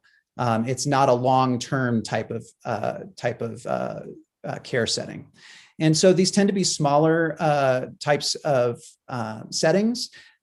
They do find, researchers have found that it tends to be lower cost and also a higher convenience for a lot of patients. The ironic thing is that though the original goal in 1974 was to encourage ambulatory care, because Congress at that point already the data was in that patients seemed to enjoy this type of setting and it was lower cost. Now a majority of con states, including Maine, ironically, restrict care for ambulatory care through the con process. I think this sort of illustrates how once you have this type of anti-competitive law,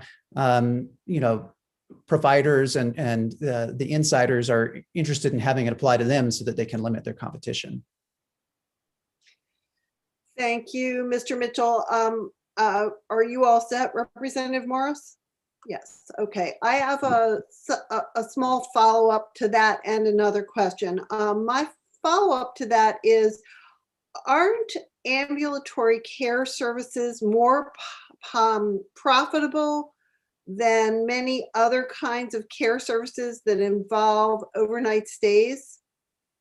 I mean, I don't have the data offhand, but that seems anecdotally to be generally true. So if a hospital that provides full care from charity care to overnight stays and also provides ambulatory care has some of those services taken away, let's say, by a competitive ambulatory care unit that is standalone, do you see issues with lesser profitability for that hospital? So, there's a couple answers to this. So one is there's no question that some providers like this. If you're a big hospital and this limits your competition, that's pretty, you're going to want this, and that's why they argue and lobby for the persistence of these. I don't think that answers my question. No. Okay. Let me see if I can try to get at your question then a little bit more directly. So if the concern is that smaller, lower cost competitors might siphon off essentially the high cost, the well-insured patients from those, for example, big institutions that are required through EMTALA to have to provide care to anybody.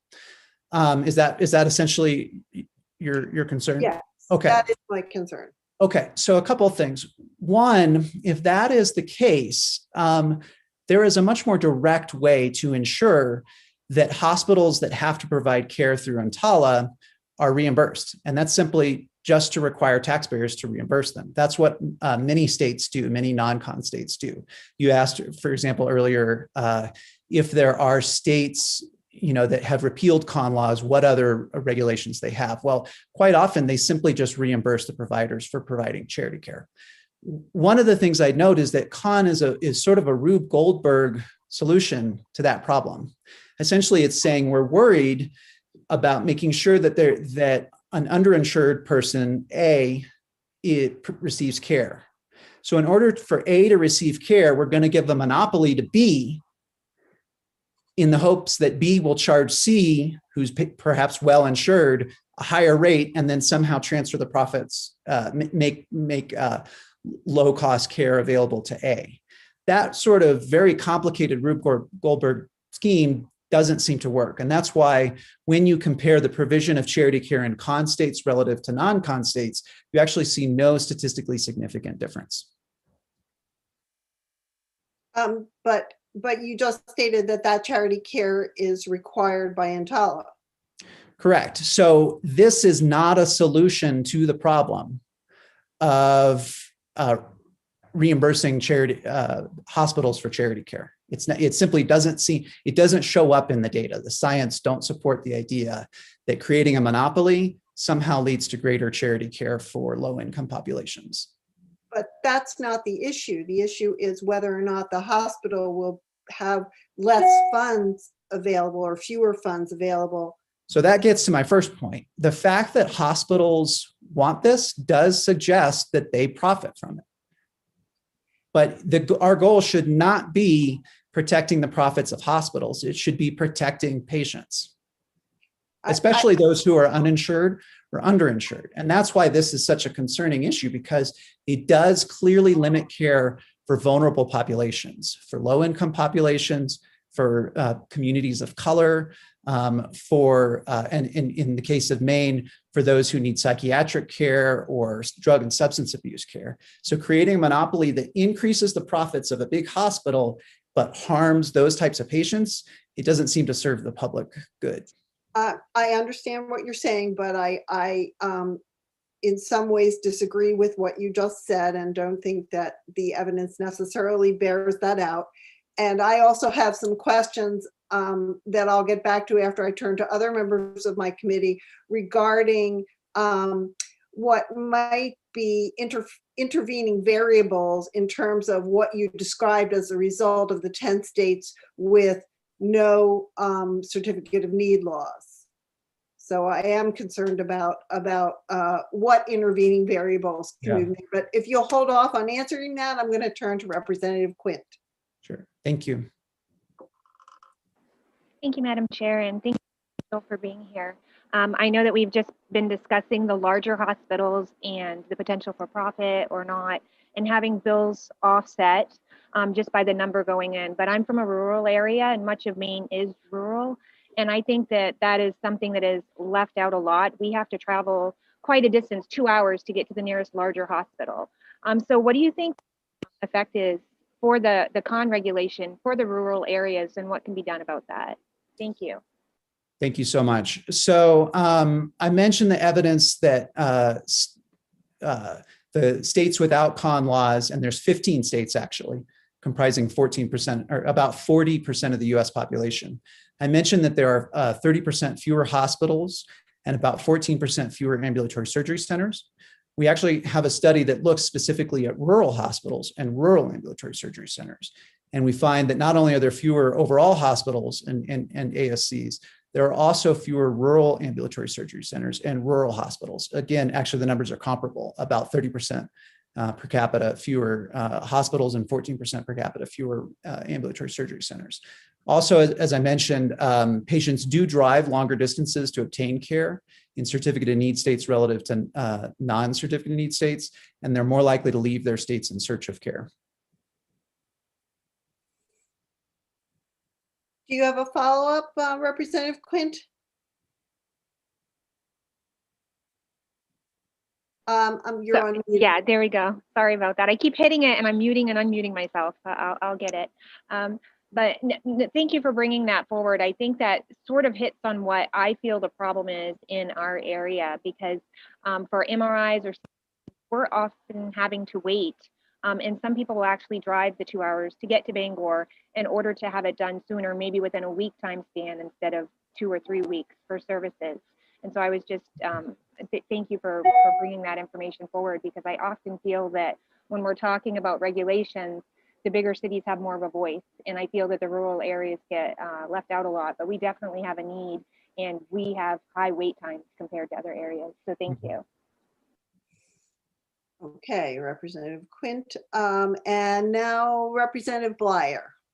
Thank you, Madam Chair. Thank you, Mr. Mitchell, for being here. So my question is to kind of go upon what you just stated. If you have the healthcare in one hospital, where in the rural areas have to travel to these other hospitals to get that care, the convenience of bringing the healthcare to the rural areas would be convenient. But the question is, would that reduce the cost of healthcare, or would it increase the cost of healthcare by doing that? The convenience factor, I understand. Will that increase the cost? So if you think back to economic models of healthcare, the way to think about a certificate of need law is that it's a supply restriction. So it limits supply, it shifts the supply curve leftward. So this has two effects. One, in most markets, that is to raise costs. When you restrict supply, you have fewer suppliers, especially if it's a costly barrier to entry. In this case, we got $250,000 fees. You've got people spending months and hundreds of thousands of dollars on consulting fees trying to obtain a con. That's going to limit the supply, and that will tend to raise per unit costs. The other model is a monopoly model. Again, in many cases, cons can be denied if it can be shown, if a competitor can successfully show that this will duplicate services. Well, what regulators call duplication of services, consumers and economists call competition. And so this essentially monopolizes a local market. So based on those two models, basic economic of health theory would suggest that it will raise costs. What do we actually find in the data? I've recently reviewed over 20 peer-reviewed studies. Not one can find that con reduces costs. In fact, the vast majority of studies that look at con as in per unit, its effect on per unit costs, find just consistent with economic health theory. Indeed, it does raise those per unit costs. So that's like the cost of a well child checkup or a coronary bypass surgery. Those are going to be higher. Also, the studies find that it raises total expenditures. So previously, I think previous testimony, they mentioned the study that found that it raises per patient expenditures by about 3%.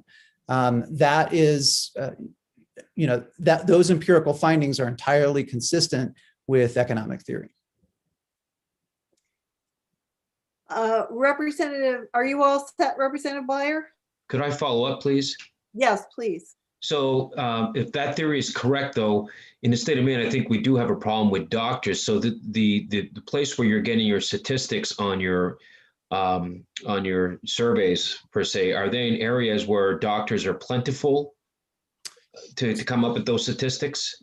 So most of these studies involve data drawn from all 50 states over the course of several decades. So they're as comprehensive, as you can, with data from each year from several decades from all 50 states.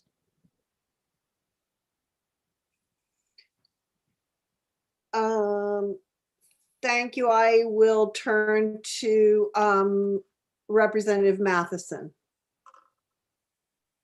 Representative Matheson has a question. Please go ahead. Senator Brenner was before me, so I'll wait for her. Senator Brenner has spoken before. That's why I'm calling on you. Okay. I'll let her go next. Sure. Thank you so much. And thank you for all the information. I think that this may be the same question that Representative Tepler has. I've heard you, first off, access is so important and cost control is incredibly important to everybody on this committee. That's a no-brainer. But I guess where I'm getting a little bit stopped up is you keep indicating that these 15 states that have repealed these regulations have shown statistical changes in accessibility. But I'm wondering what, you can't compare oranges to oranges if we don't know what other regulatory initiatives have happened between these states versus what's happening in Maine. So I guess I would like to see more information about that data and where all the other initiatives have helped with this process. Yeah, so I can say, in social science, it's difficult to have any kind of a causal inference because, as an economist, I'd love it if states would allow us to randomly assign them to con and non-con, but they don't do that, probably for good reason. So instead, what you have to do is you rely on the fact that states repeal these laws at different times, and you rely on the fact that we can actually gather data on all sorts of observable factors.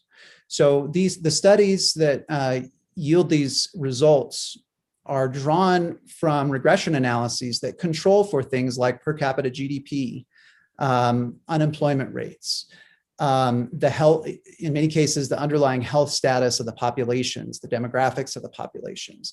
And in some cases, we can even control for unobservable factors. So for example, culture matters for health outcomes. And whether the population in an area is very particularly health conscious or runs a lot or those types of things. And so some studies actually have done some very clever designs to try to account for some of those unobservable factors. So for example, the study on quality that found that there are higher readmission rates and higher death rates following heart attack, heart failure, and pneumonia. That actually looked at populations. There are some communities that straddle con and non-con states. And what's nice about that is that a lot of those, while they can control for observable factors, they can that type of study design also controls for unobservable factors. Things like the underlying health culture of the population. And so those types of studies, I think, are a little bit closer at making causal inference. The other thing I'd mention is just it gives a social science researcher a lot of ease here to see that the data is so consistent. Conducted over decades by economists, by health economists, by public interest, by researchers at the Department of Justice and the Federal Trade Commission that are interested in competition, that it's all moving in the same direction gives us, some reason to say there's probably something here. There's a lot of smoke. There's probably a fire. Senator Brenner has a question as well for Mr. Mitchell. Go ahead, Senator Brenner. You're on mute, Senator. Thank you, Madam Chair, and thank you, Mr. Mitchell. I guess what I'm having trouble with, and I'm hoping you can help me understand, is perhaps a real world example, kind of back to Representative Quinn's question about, the presence of something like an ambulatory care center in her community versus having to have residents of her community travel 2 hours. In a free market healthcare world that your work supports and your organization supports the free market development of healthcare in our country, how would that work? Why would a business, a for-profit ambulatory care service, want to open in a rural community, and how would they find physicians, nurse practitioners, physician assistants that would be willing to practice there? Would there be enough business to support that service for the breadth of care that they might want to offer or that they could get at the local hospital or 2 hours away at the community hospital? So I just need like a real world example of in the free market system that you're supporting, how that would work, and is that realistic? Sure. So, I mean, one thing I would point out is this is one healthcare regulation. The 15 states that have repealed con laws, they are not by any means free market healthcare states. There's still plenty of regulations limiting the ability of, there's occupational licensing rules that prevent anybody from opening up a healthcare service and just offering care. They need to be certified. There are rules that require reimbursement of care. There's, of course, Medicaid. There's lots and lots of different types of regulations that are still persist in these non-con states. But to give you an example, so I live in a low-income rural community. I live in New Mexico. New Mexico does not have a certificate of need law, and yet we have access to care. And the reason we have access to care is because a provider, if there's a community that's interested in having care, the best person to make that assessment is a provider.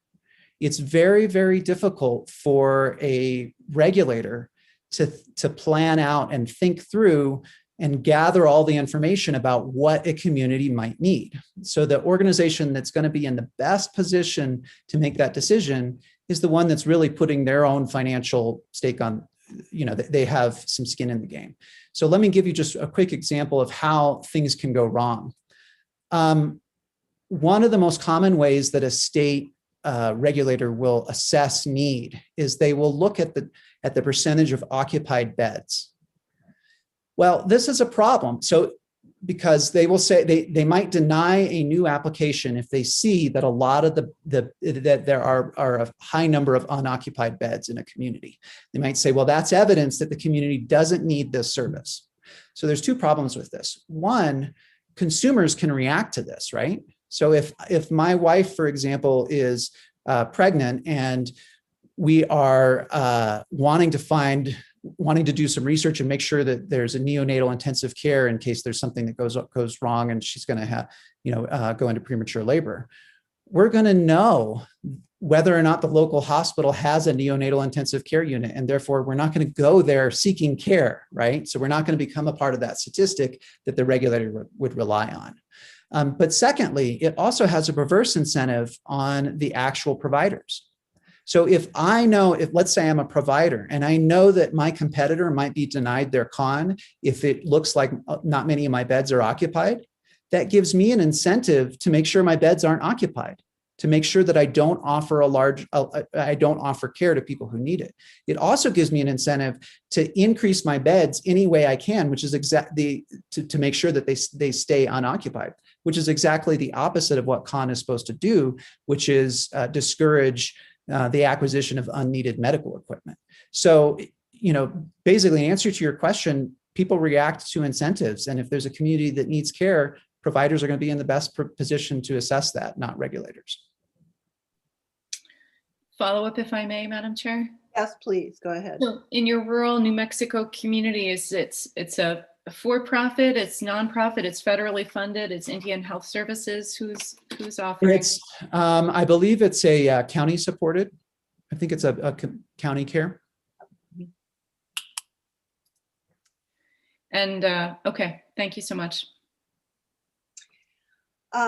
Thank you, Mr. Mitchell. I have some questions I'd like you not to answer right now, but hopefully you can provide us with answers for the work session. I am concerned about whether or not you can describe to me how you've controlled for heteroscedasticity in your regression analysis that shows that in the 15 states with no certificate of need laws, you have correctly controlled for that so that the cost analysis is appropriate.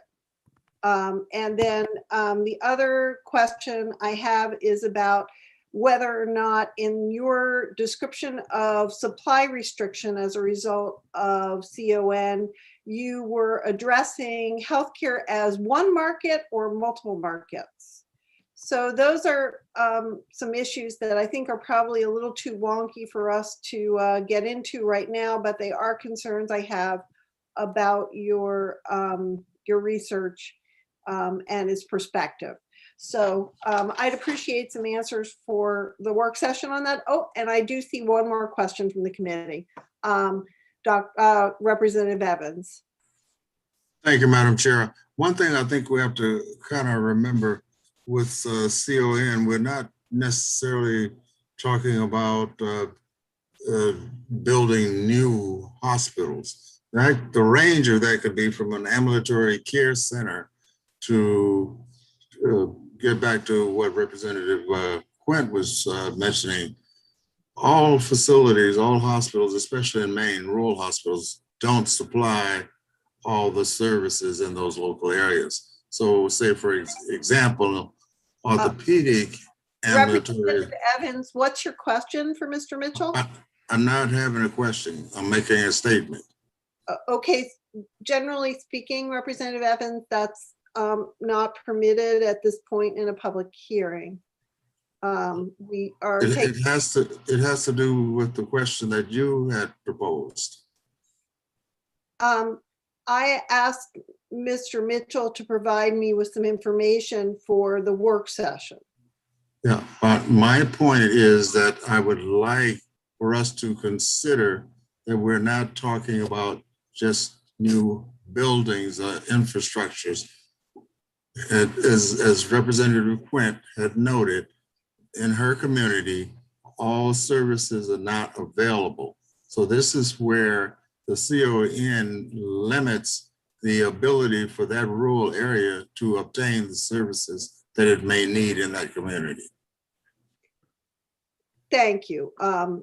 Generally speaking, committee, during public hearings, we are addressing questions through the chair to the person giving testimony. So thank you for that. And thank you for all your testimony and answering all our questions, Mr. Mitchell. We appreciate it. Thank you so much for the opportunity. And now we're going to ask if there's anyone else in the queue who would like to testify for the bill. I originally had Mr. Mitchell in the neither for nor against category, but he jumped into the for category. So I'm going to turn to the against category, those testifying against the bill. And first up is Mr. Jeff Austin. Bills, I should say, multiple bills. Good afternoon. Can you hear me? Representative Tepler, members of the committee, my name is Jeff Austin. I'm here on behalf of the Maine Hospital Association to speak in opposition to the CON repeal bills that impact hospitals. I think I've listed all the bills, probably by mistake. The nursing home bills we typically don't lobby. The proponents have gone on for, I think, an hour and a half. I hope you will indulge me and give me more than 3 minutes to address a number of the things that have been said over the past hour and a half. Let me, at the outset, start by thanking Representative Lib. Mr. Austin, we are giving you 5 minutes, and then if there are lots of follow-up questions, which is what the hour and a half was composed of, there will be an opportunity for you to continue. Thank you. Thank you. Representative Libby reached out to me to speak about this, and I appreciate that when legislators do that prior to running bills that impact hospitals. So I want to thank her for doing that. Suffice it to say, we don't oppose CON laws because we don't think free markets matter. We agree that free markets can be a very effective regulator of cost and quality. The issue is these bills do not create a free market in healthcare. So they're appealing to the free market principles, yet they're not giving me a free market in which to operate. And so because of that, CON laws, imperfect though they may be, are appropriate in our healthcare system the way it's devised. To compare hospitals to coffee shops, as was done, when we don't get to decide prices for our version of coffee for roughly 70% of our patients. There are state regulations that sit on top of us that set those prices, including at zero for some of our patients, but not our coffee drinkers, but not our competitors. So if the state would like to give us a free market in healthcare, we will consider that offer, but you're not giving me a free market.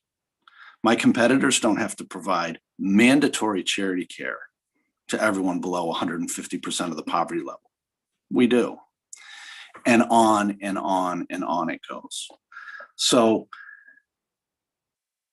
the comparisons you heard from the think tanks about CON states versus non-CON states, that's a little difficult to unpack.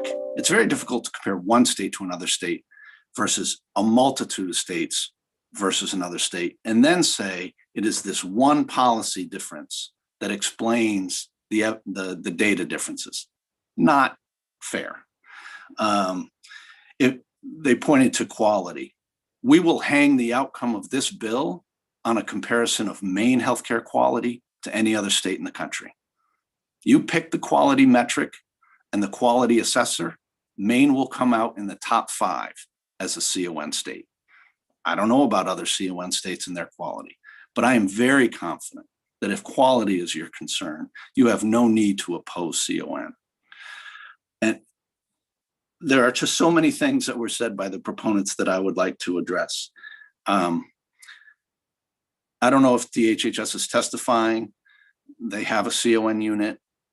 CON in Maine is not like CON in other states. It is not historically, it has not been a significant barrier to projects. Most projects that get filed get approved or exempted. There are occasionally projects that get blocked. That does happen. In my 10 years of lobbying for the Hospital Association, no one has ever filed, to my knowledge, to build a new hospital. No one. In my 10 years, 4 hospitals have closed. Washington County is about to go from 2 hospitals to 1. Do you think if you lift CON, a for-profit hospital chain is going to open a new hospital in Washington County? It's laughable on its face. I think I'm running up against my 5 minutes. I have about 14 things that they said that I'd like to address, but that's up to you. With that, I'd be happy to take any questions.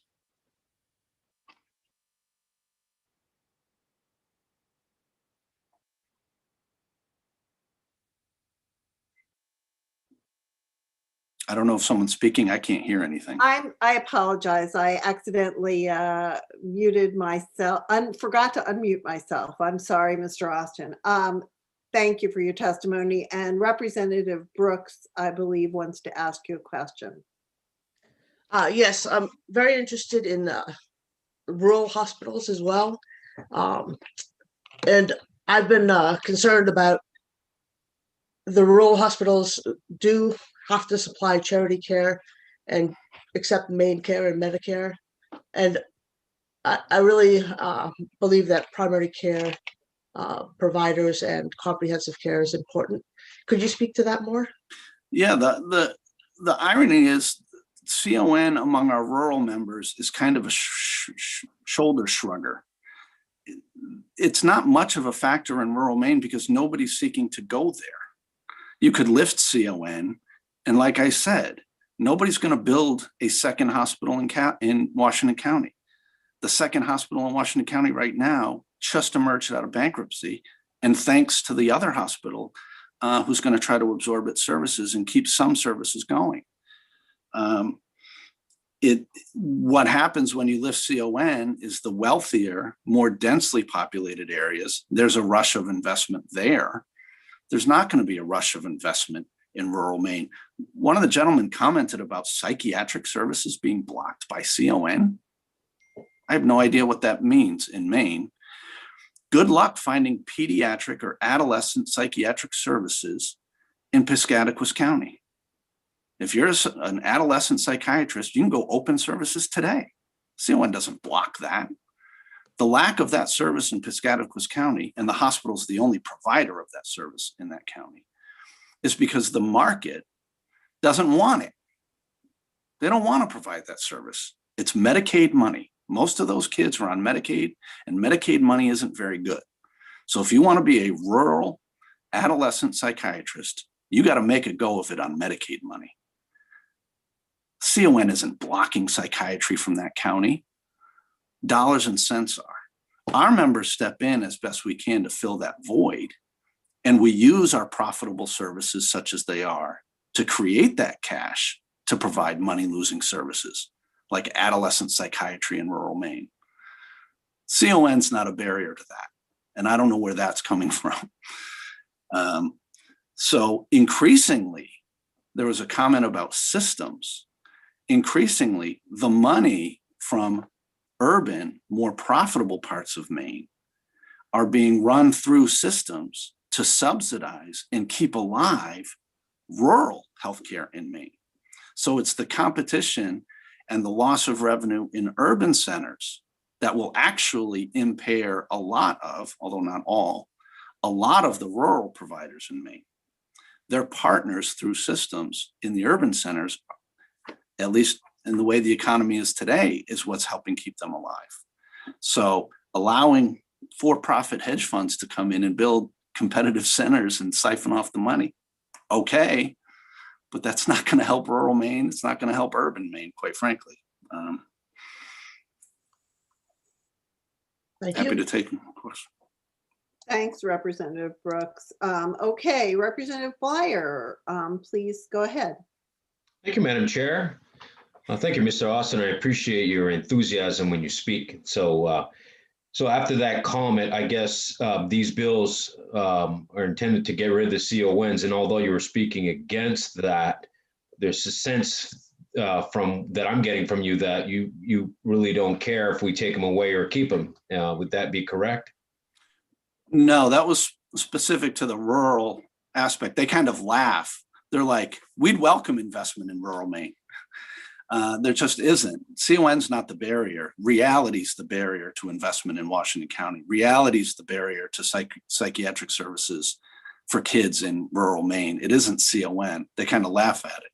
No, we believe, given the way Maine's CON is constructed, which is not like all other states, and the way the agency has implemented it, which may not be the way other agencies in other states have implemented it, it is a good check-in on investment.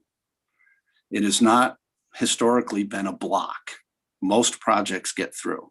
I think Representative Libby makes a good point. You don't know about the self-censorship. Were there people interested in investing who never even bothered to apply because of CON? Maybe so. But repeatedly, you heard stuff about lack of access. CON blocks access. That's kind of easy to say as a think tank. What CON does is ask you to prove that. That's all they do. Show us the lack of access. Show us that there's pent-up demand. If you can do that and establish that there is a need in a community, your project goes forward. When you can't do that, then the rhetoric about, oh, we're denying access falls flat. It's easy to say here, but when a regulatory agency says, show me the lack of access for the service you're offering, you got to come forward with proof. And if you don't, then it's just hollow rhetoric. CON does not ask, as the gentleman from Mercatus said, is this a duplicate service? You can have duplicate services. The question is Is there a lack of access currently? If there is, then yeah, offer the duplicate service. There's pent up demand. If there's not, then you have trouble getting through certificate of need. But if you have trouble getting through, then the rhetoric about, oh, CON blocks access falls flat. Follow up, Representative Bleier, or are you all set? Yeah, so I'll ask this. So over the years, it's my impression, and maybe I'm incorrect, that hospitals, large hospitals, have bought smaller type of mom and pop, practices in order to direct services through these large corporations. So in turn, we've eliminated competition, we've eliminated services for rural areas in the purpose of conglomerating one big industry in one location. And so the certificate of need, would that have been part of this answer to what's going on, I guess? Right. That's a, Representative Bleier, that's a commonly expressed viewpoint that our members strongly dispute. And here's why. It's not that what you observed didn't happen. It's the motivation for what you observed. That is, they didn't go out and buy up their competitors. They will tell you that their smaller competitors came to them saying, we can't survive anymore. That's literally just what happened with the second hospital. Forget small mom and pop doctors' practices. The second hospital in Washington County couldn't make it. Thankfully, the other one is going to absorb it. I'm a resident of Brunswick. We had 2 hospitals. That second hospital fought for years to continue on. Eventually, it becomes difficult to exist. Maine is not a profitable market. Let me give you a quick sidebar. Across the country, roughly 20% of hospitals are for profit. We don't have any in Maine. And as the question to the gentleman from New Mexico elicited, roughly 20% of hospitals across the country are government run. And they absorb across the country the brunt of Medicaid and uninsured patients in those communities. And what does that allow? That allows a for-profit hospital or 2 or 3 to go compete for the remaining commercial market. Why? Because that government hospital absorbs a lot of the loss. We don't have that in Maine. All of the hospitals in Maine are nonprofit. We don't have Boston City Hospital to absorb the gunshot wounds and the uninsured and the drug overdoses among Medicaid patients. We don't have that. All of that is absorbed by private nonprofit hospitals in Maine. And conversely, it's not a very appealing for our for-profit hospitals to come up here because they would have to do what we do. They'd have to absorb the entire community that they're serving, not just skim off the top. Because there isn't a New Mexico County Public Service Center there to provide services like existed for that gentleman to speak. It'd be a lot easier to survive if we could say, oh yeah, go to the county clinic if you're uninsured. No, we take it. Go to the county clinic if you're Medicaid. No, we take it. So it's a different market. State to state comparisons are really tough unless you dig into the numbers and stuff. Yes, I am a little fired up after an hour and a half of hearing this stuff. My apologies. Good job. It's quite all right, Mr. Often. It keeps us awake. And Representative Quint. Thank you again. So I understand that you're bringing forward a lot about hospitals, and I appreciate that. I'm not just talking about hospitals. Say there's no need. I'm one of the residents in these rural areas. I'm speaking about my constituents, and there is a need that my constituents are talking about. The wait times that we have. And so I understand that you're coming from a hospital perspective, but we have nursing homes where we have huge waiting lists, where people are waiting for beds. Certificate of need does cause an issue with that. And also just the fact of the fees that go along with certificate of need. You're stating that you don't know who would have come if these high fees weren't in fact there. And I think that we would have had some other clinics maybe come to the area. I think of the Katahdin Valley Health Center that we have there. They've expanded exponentially. I mean, they're blowing up in our community. The need is there. That alone shows it. And the certificate of need, I think the cost that goes with the fees does prevent that. And once again, KVHC, because they're a bigger organization, they're able to fulfill those price guidelines that maybe other care facilities wouldn't be able to. So I do understand where you're coming from with the hospitals, but certificate of need just isn't about hospitals. Once again, we have those nursing home beds. Representative Quinn, what's your question for Mr. Austin? I'm going to remind the committee that we're asking questions of those giving testimony. Okay, I apologize. I guess I'm making a statement in the form of a question that I wanted him to, not just from the hospital standpoint, but from the areas of like the nursing home facilities in which we have waiting lists for. Right. I heard actually two questions in what you said, and I'd like to address both. As far as the nursing home stuff, we typically don't lobby that. That really comes down, sort of to you. And as you run the Medicaid program, which I think funds 80 to 90% of nursing home beds in the state, that's kind of up to you whether you want to lift it. But let me address the nursing home wait just as a sidebar issue. Because nursing home capacity right now, their vacancy rate is at an all-time high. Let me say that again. The vacancy rate at nursing homes right now is at an all-time high. That doesn't mean there's not a wait list. I think COVID has screwed everything up. We have patients piling up in the hospital who need to be discharged to long-term care facilities, and managing the COVID situation has been one of the issues, and staffing is often a big issue. You can build all the facilities if you want. If you can't get the staff to staff those beds, you can't accept the patients. And that's another issue the nursing homes are dealing with that CON can't address, which is creating the staffing.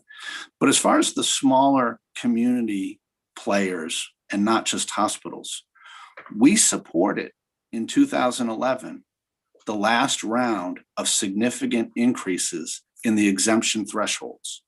So the way CON works is, depending on the service and depending on the amount you want to invest, you may be completely exempt. You don't even have to go through a need analysis. We supported lifting that on providers that would essentially not be hospitals. And so you've probably seen urgent care centers opening up, as I have in Brunswick, imaging centers opening up, as I have in Brunswick. So smaller providers were the thresholds were lifted and allowed a lot more to completely skate through without having to go through CON and all. And, we're open to conversations about that all the time. And like I said, we supported it 10 years ago, lifting those thresholds. Didn't really help us because we're larger than those thresholds. But smaller community providers, FQHCs operate in a different universe. I'm not sure that they're governed by CON. They're federally created and they may get an exemption. I'd have to look that up. So they may be able to expand easier than other clinics.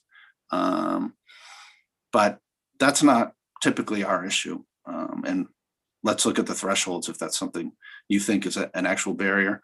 And the fees, if you talk to DHHS about the fees, I got no problem with lifting fees.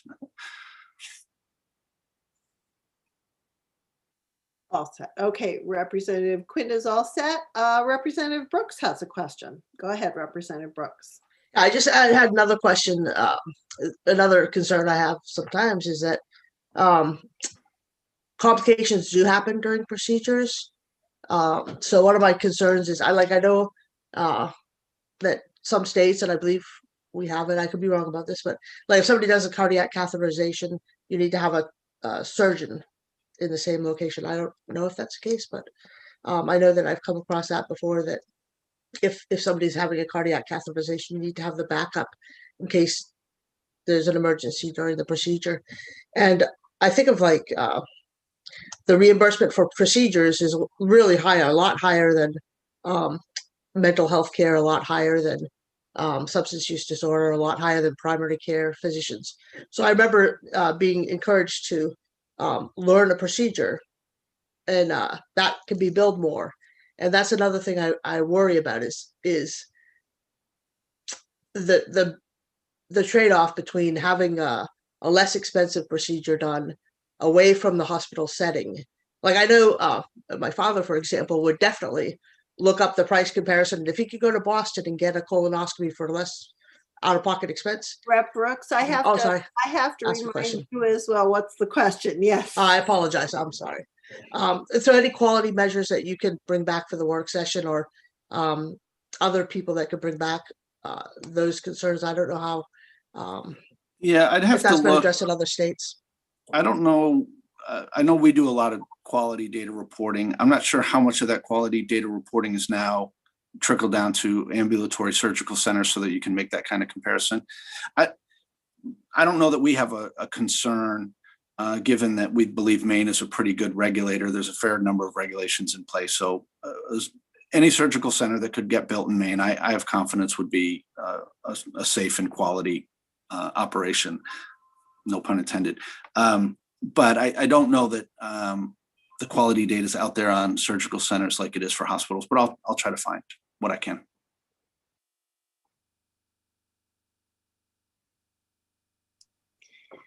Thank you very much, Mr. Austin. I don't see any further questions from the committee for you. Please know that we will read your written testimony if you've submitted some, and we welcome your presence for the work session as well. So next up. Thank you. For testifying against the bill is Kate Endy of Consumers for Affordable Health Care. Ms. Endy.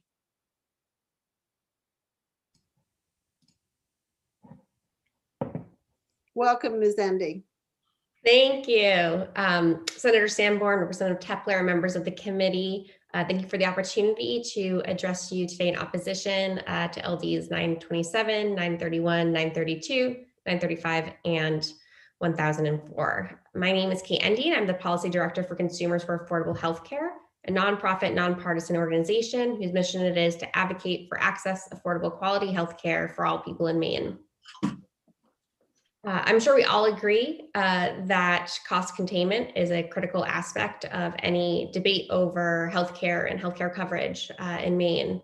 However, we disagree that repealing Maine's Certificate of Need laws will achieve that goal. 35 states currently operate CON programs. And while you have heard that some states, including California, do not have a CON process, some of those states do have other cost containment policies in place. For example, in California, the Attorney General reviews transactions between nonprofit hospitals in a similar manner to CON. And some aspects of that process may actually be more stringent than the current process used in Maine. While we acknowledge that there are limitations to CON programs, they do play a critical role and are an important tool to help consumers and policymakers keep a handle on healthcare costs as well as access. Research shows that when implemented correctly, CON programs can actually promote competition while maintaining lower costs for services, reducing excessive costs, and improving quality of care, as well as improving access for the underserved. In this way, CON programs can be a key resource for policymakers. As an example, Delaware's Certificate of Public Review process is connected to larger health care planning efforts in the state to help ensure that residents have geographic as well as economic access to healthcare services. And an analysis published in 2019 found that CON laws are actually associated with decreased market concentration, particularly in states that had more stringent CON programs.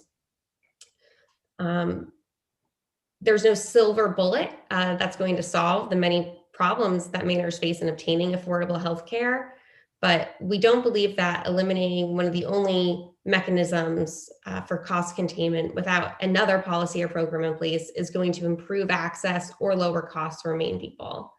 With that said, not all CON programs are created equally, and evidence does indicate that the effectiveness of CON programs is closely tied to how the program is designed and implemented in a state. And so, we would suggest that the committee review ways that perhaps means CON program could be improved. We know that the National Academy of State Health Policy is currently examining CON programs and policies, and so it may be helpful for the committee to have someone from NASHP provide some additional insight into their work. And I will be submitting written testimony with links to the studies previously mentioned, but want to thank the committee and happy to answer any questions.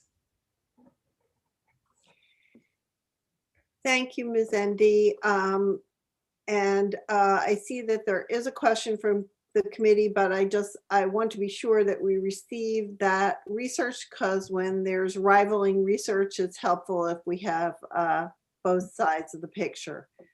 Thank you. And Representative Arford, please go ahead with your question. Yes, thank you, Madam Chair, and thank you, Ms. Endy, for being with us today.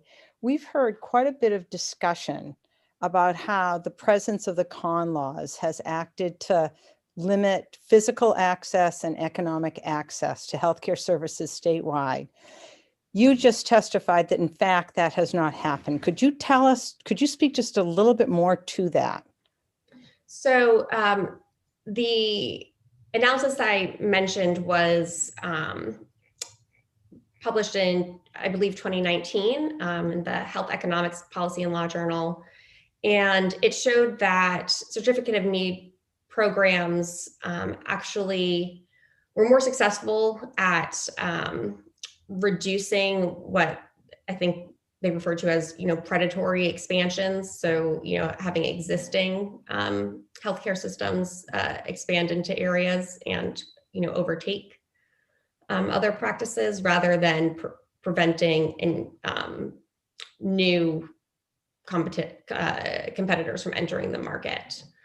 And again, I think that, the important thing to remember is that every state operates their program differently and they're designed differently in every state.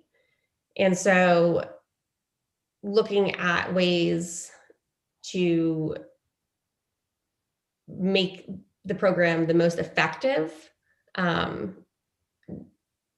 would be beneficial. And there could be states where, CON programs haven't performed, as effectively as others, but I'm happy to, my written testimony will include the research that I mentioned.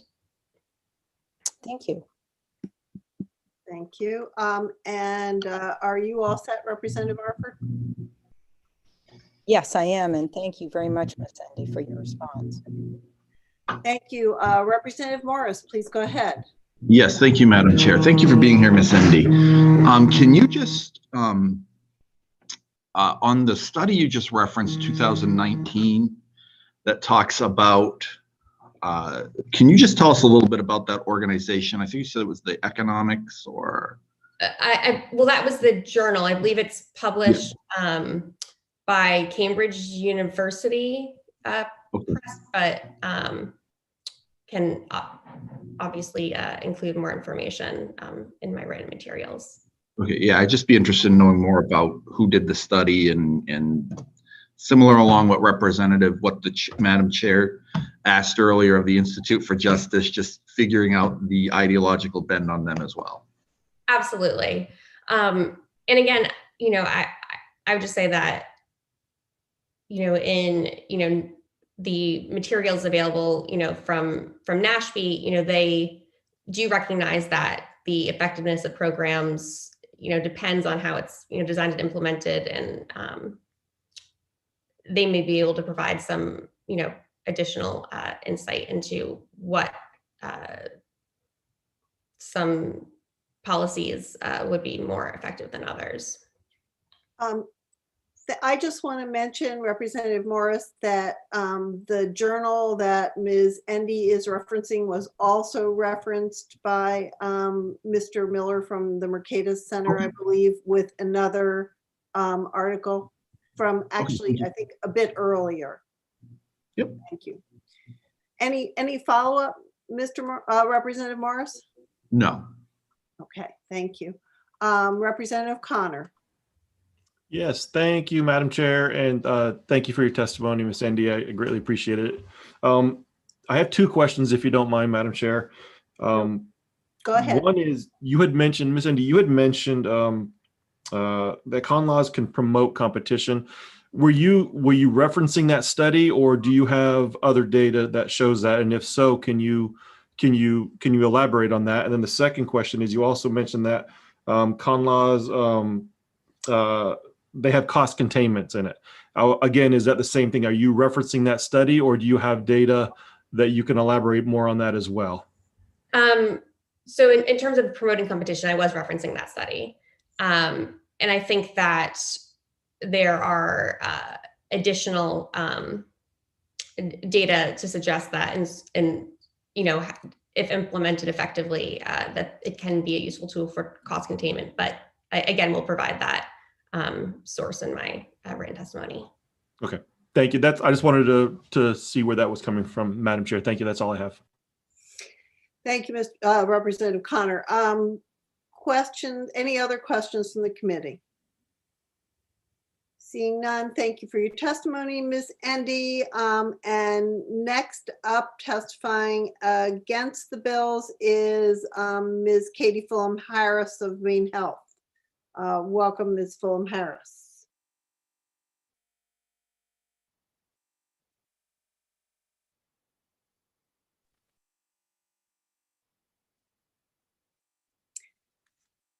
Good afternoon.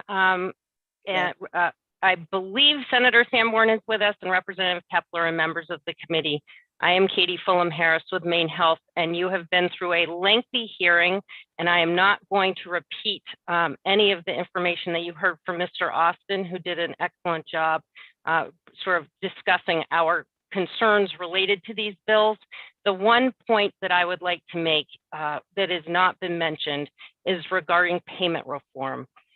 CON, right now, I think you have heard a lot about the importance and the investments that providers and payers are making in moving our system away from fee-for-service and towards a value-based system where we're actually paying for the quality and value of care that we provide. The CON law in Maine, as it's currently constructed, provides some stability to providers as we're being asked to take more downside risk, financial risk, for the services that we provide, for the quality and efficiency of those services. So that CON law, which I was part of the committee in 2011, the stakeholder group that actually renegotiated all of the elements of the CON law and made massive changes to it. That CON law seems to be working, and it's providing us with that important stability right now. MaineCare is actually one of the payers that is moving pretty rapidly towards asking us to take more and more downside risk. And in fact, we at Maine Health recently enrolled all of our primary care practices in MaineCare's Accountable Community Program, their shared savings program. So as we have 3 critical access hospitals that provide comprehensive services in rural Maine for all patients, regardless of their ability to pay or their insurance status, we feel it's really important to ensure that the check and balance that CON provides in Maine remains in place going forward. And we'd be happy to work with you, answer any questions, but I'm not going to belabor an already very long day for you.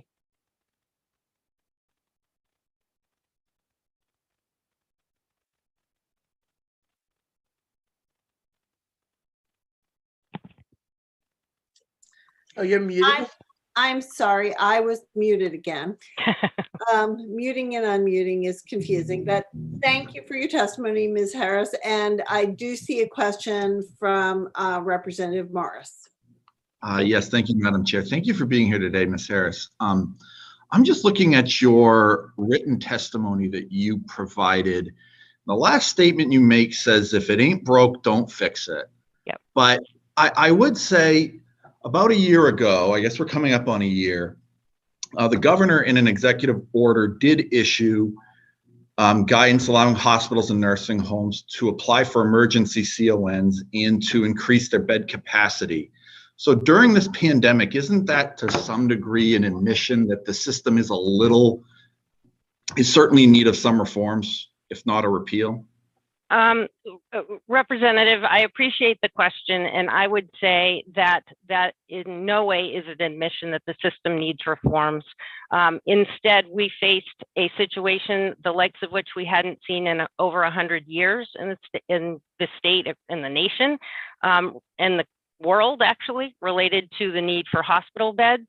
And I think we could be very proud of the fact that Maine hospitals stepped up first to provide the care, to provide the testing, and now to provide vaccinations for individuals. And we had the capacity to do so. Were there points in time where we were nervous?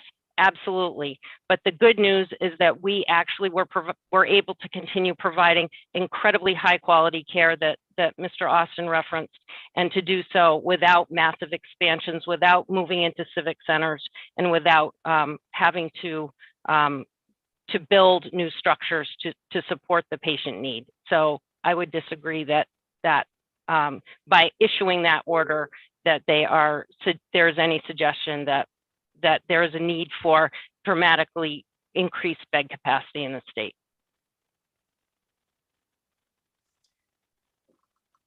All set, Representative Morris? Yeah, I think I'm all set. Thank you. Okay, thank you, Ms. Harris. Seeing no more questions from the committee. Next up, speaking against the bill is Ms. Harvey McPherson from Northern Light.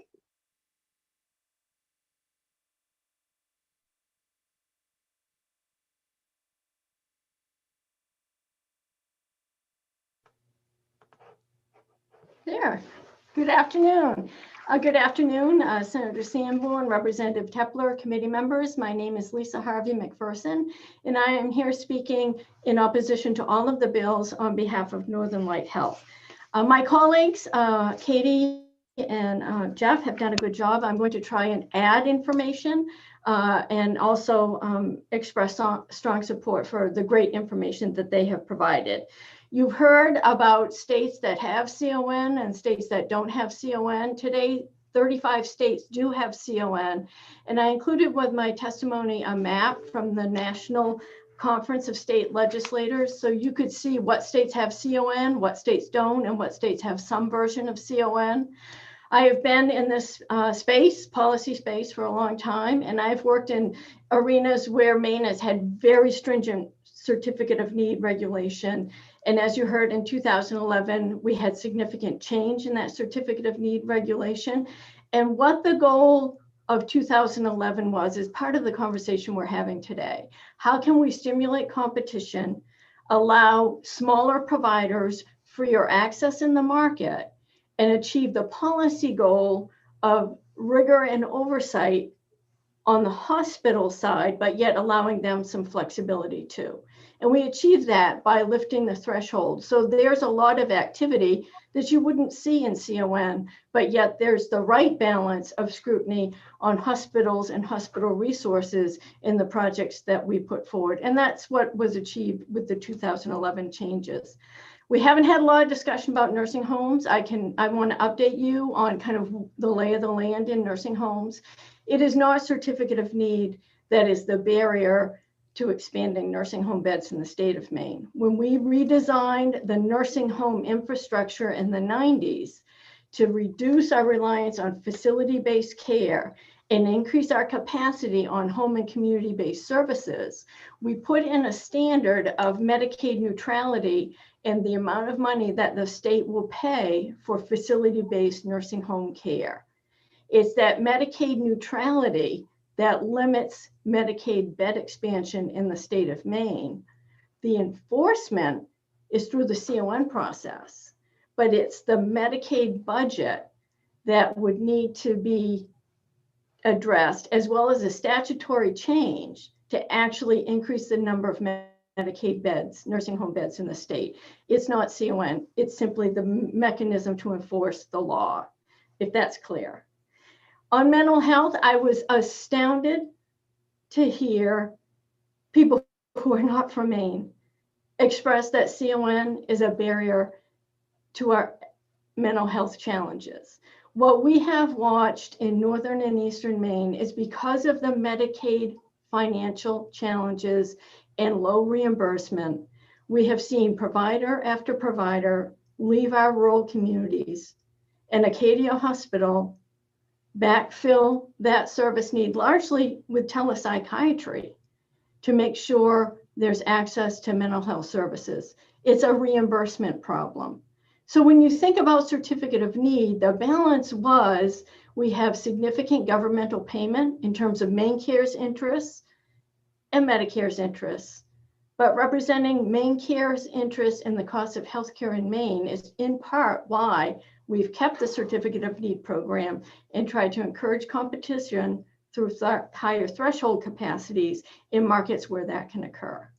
I also want to remind everyone the significant impact that the pandemic has had on the healthcare markets in Maine.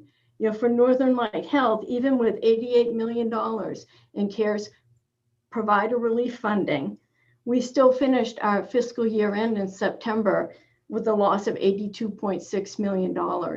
It's going to take a long time for the healthcare sector in Maine's economy to recover from that level of disruption. And I think the policy framework within which we work strikes the right balance to support our recovery. And with that, I welcome any questions that you have.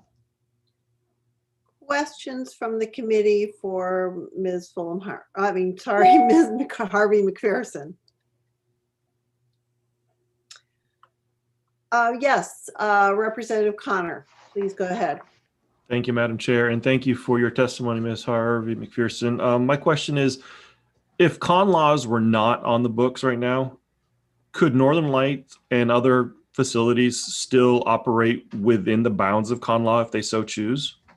I'm getting at is, if con laws were not on the books, you would still operate the same way, but what would be the harm of getting rid of them? What would be the harm for the larger hospitals versus, the harm or the benefit for smaller facilities is, I guess, what I'm trying to ask. Mm-hmm. So, Jeff alluded to this, the consolidation that we've seen in the healthcare systems in Maine is in lieu of closures. Rather than have a lot of hospitals close, they merged into health systems. And just as business models vary in terms of their viability, we have business models that otherwise wouldn't exist within our health system if they weren't part of a health system. And we have business models that are focused on larger urban areas where there is opportunity to generate revenue to support care that otherwise wouldn't exist in some very, very poor parts of the state. So the more we erode the Maine Meds and the Central Maines and the Eastern Maine Medical Centers and their business models, the more we put at risk the very rural communities that we're all very concerned about. That's the risk. Okay, thank you. That's all I have, Madam Chair. Thank you, Representative Connor, and thank you for your testimony, Ms. Harvey McPherson. We're going to turn now to Mr. Montejo from the Division of Licensing and Certification at DHHS, testifying against the bills. Mr. Montejo, please join us. There he is. Welcome, Mr. Montejo. Thank you, Senator Tepler, and also thank you for pronouncing the name. Very few people can get that. Senator Sanborn, Representative Tepler, members of the Joint Standing Committee on Health Coverage and Insurance and Financial Services. My name is Bill Montejo.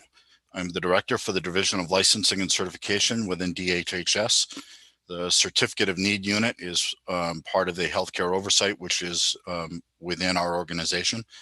And just as a matter of personal preference, we prefer to call it the CON unit, not CON. CON has other connotations to it that are concerning. I'm here to speak in opposition of all 5 of these bills related to the Certificate of Need program. As you know, the state spends considerable money on healthcare for long-term care, The state is the largest payer, paying approximately 70% of all income to facilities. These bills would collectively change the rules for every hospital, ambulatory surgical center, nursing home, and some residential care facilities within the state, affecting how, when, where, and by whom 1.3 million Mainers can rely on the availability of healthcare. I would like to offer the following information for your consideration. LD 927 would eliminate the requirement to receive approval before offering a new health service. This would allow anyone to open a specialty service next to an existing hospital and potentially siphon off private pay patients for the hospital relies to offset other losses, threatening the economic operations of hospitals throughout the state without demonstrating any meaningful benefit for patients. As was alluded to in an earlier testimony, there already is a fairly high threshold of a 3 million that would allow for entities to come in that don't exceed that 3 million mark without a CON process. So it is not a barrier to marketplace for many facilities. LD 1004 would specifically eliminate the requirement for needing a certificate of need for equipment purchases in excess of 2 million. Currently, replacing outdated or non-functioning major medical equipment is already exempt from CON requirements. LD 932 would specifically eliminate the requirement for hospitals to acquire a CON if the hospital is seeking to add more than 10% of their current licensed beds.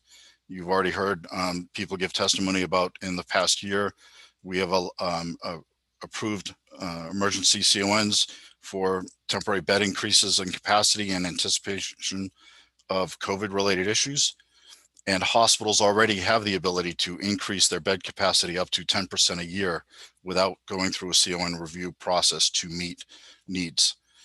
LD 931 would eliminate the review when a facility seeks to add nursing home beds and private non-medical beds in certain assisted housing locations. As was referred to previously, this is also part of the CON process, is looking at the impact of these on main care neutrality within. This bill, this would allow adding additional nursing home beds in residential care areas. In areas where there is already excess capacity, the demonstration is 80% or less within a 30-mile radius. This would have significant impact on main care cost. And conversely, LD 250, which is before the Health and Human Services Committee, would allow nursing facilities to bank beds because there are too many unused nursing home beds at a time when the industry is seeing marked decrease in occupancy, eliminating capacity. LD 935 would specifically eliminate the requirement for new nursing homes to receive a certificate of need if the cost associated exceed 5 million, or if the new nursing facility is increasing the number of licensed and certified beds. Unfettered building of nursing homes is not occurring anywhere in this country and would also be disastrous in Maine. A few things that I do want to touch on briefly is the reference to the fees, just for the committee's awareness. The application fee for a certificate of need is $1,000 per 1 million. So in a $10 million project, the application fee would be $10,000 for the certificate of need program. Additionally, as we've all heard testimony before about market forces and competition alone will not ensure that essential services are provided in rural communities with a small population base. I think the key thing I want to highlight for the committee's information is the very name of the program, Certificate of Need, is really looking at not prohibiting or denying duplication, but is there a genuine need for the project? The last thing that any of us want is to spend millions of dollars to build or establish a healthcare facility that has a negative impact when there's not significant need, and then that impacts the Medicaid and the main care program. And I think probably the best example would be if you were to build a medical facility to the tune of $10 million in an area where there's current capacity and only being utilized at 50%. If you were to theoretically have two organizations operating at 25% capacity, could they realistically maintain that and keep that service in the community? Or are we at risk of both entities going under because of the lack of financial sustainability. So, and in this certificate of need process, it allows for a lot of public input, a lot of public, everything is open to the public. The record is reviewed by the public. And if there are issues with the ability or the certificate of need determination of there is not a need, the CON process allows for the applicant to provide additional data information. So it is a very transparent process. I want to thank you for your time, and I will make myself, as well as our program manager for the Certificate of Need program, available to you at the work session.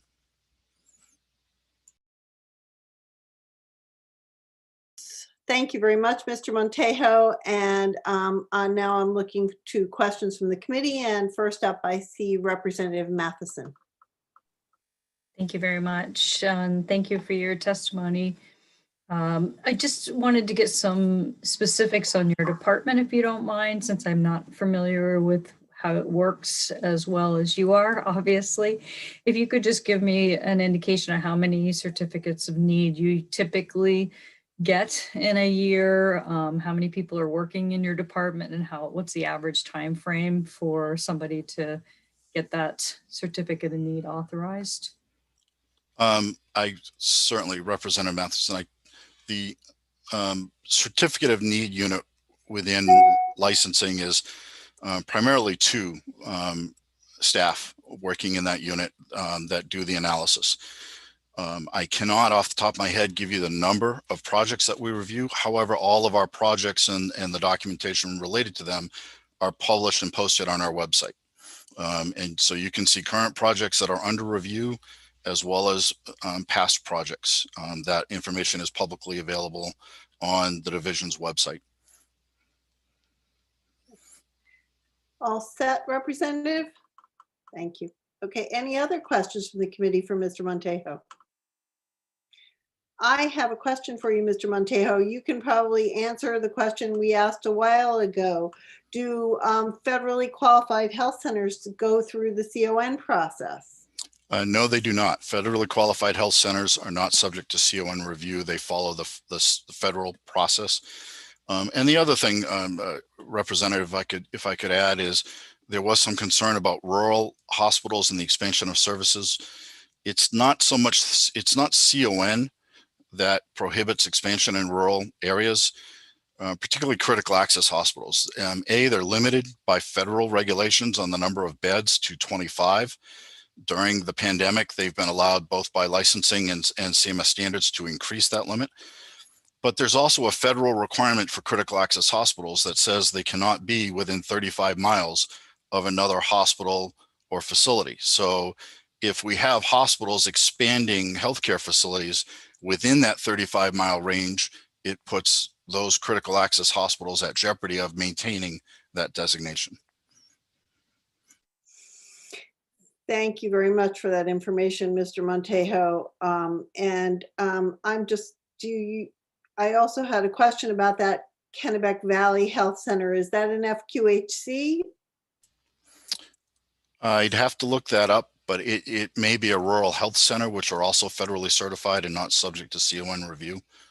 Okay, thank you. Thank you very much. That's that I see a nod from Representative Quint, so I think that's correct.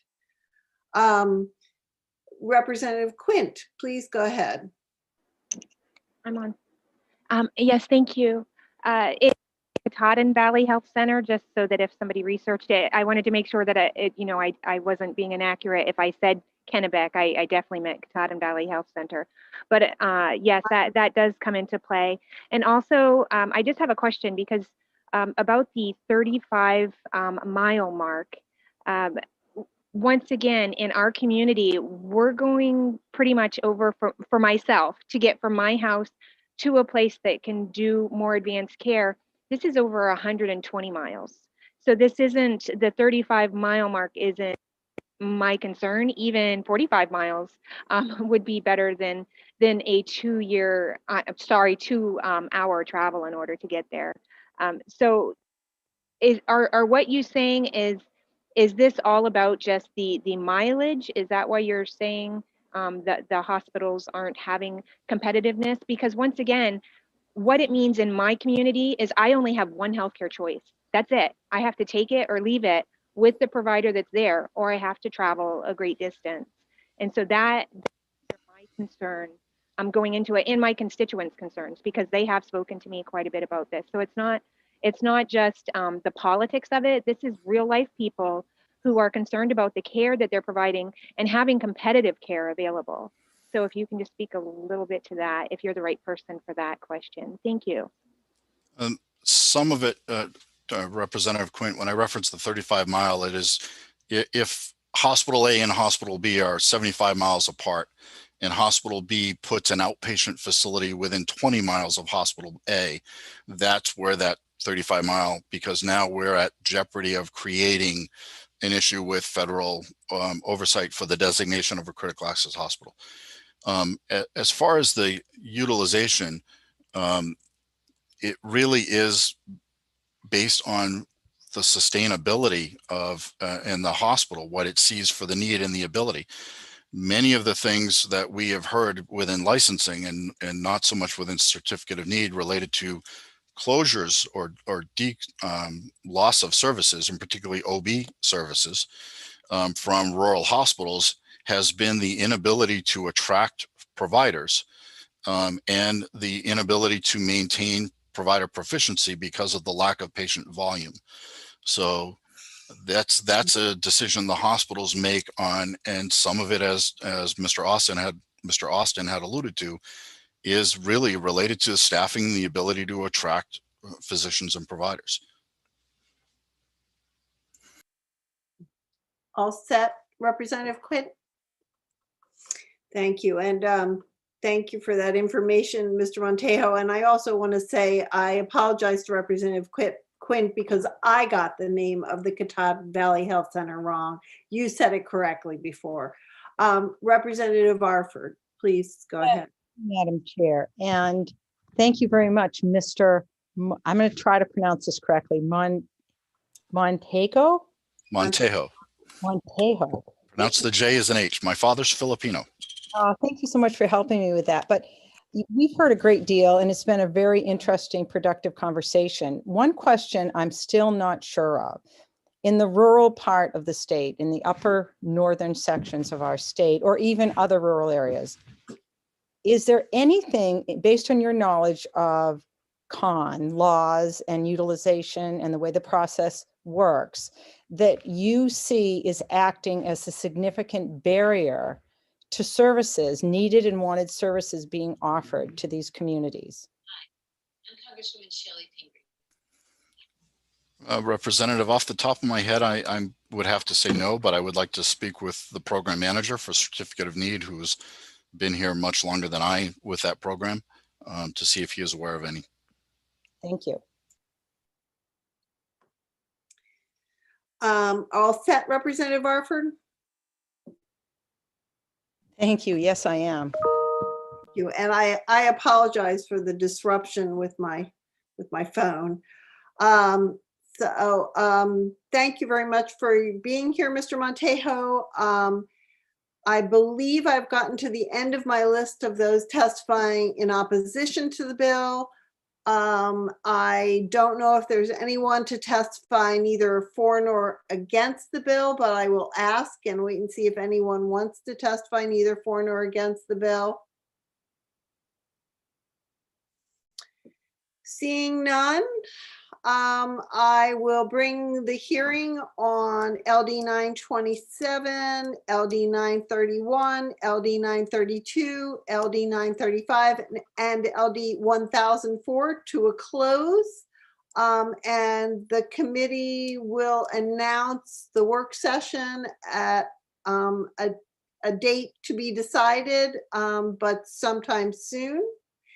And now we're going to take a break, and we will come back at 2 p.m. for our next scheduled work sessions on LD 790 and LD 945 in that order, which is the published order.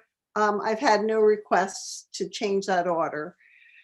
So we will see everyone in an hour about and proceed with the rest of our work for the afternoon.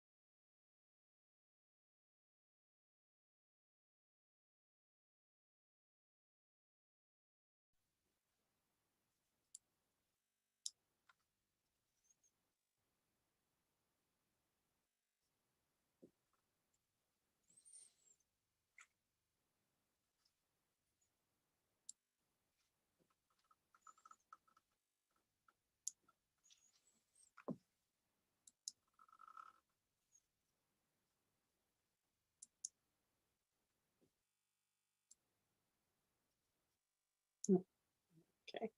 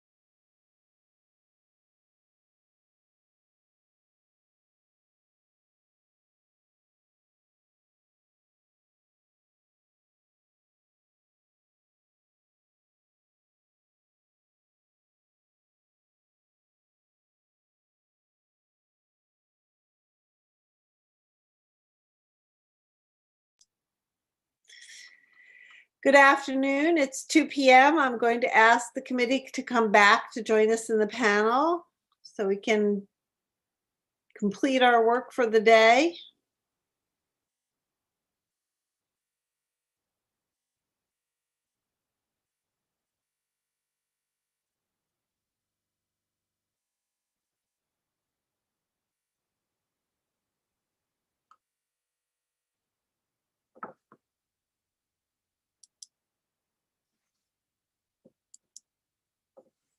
For anyone listening online, we're waiting for members of the committee to come back online. We probably will have to wait till we have a quorum to get started.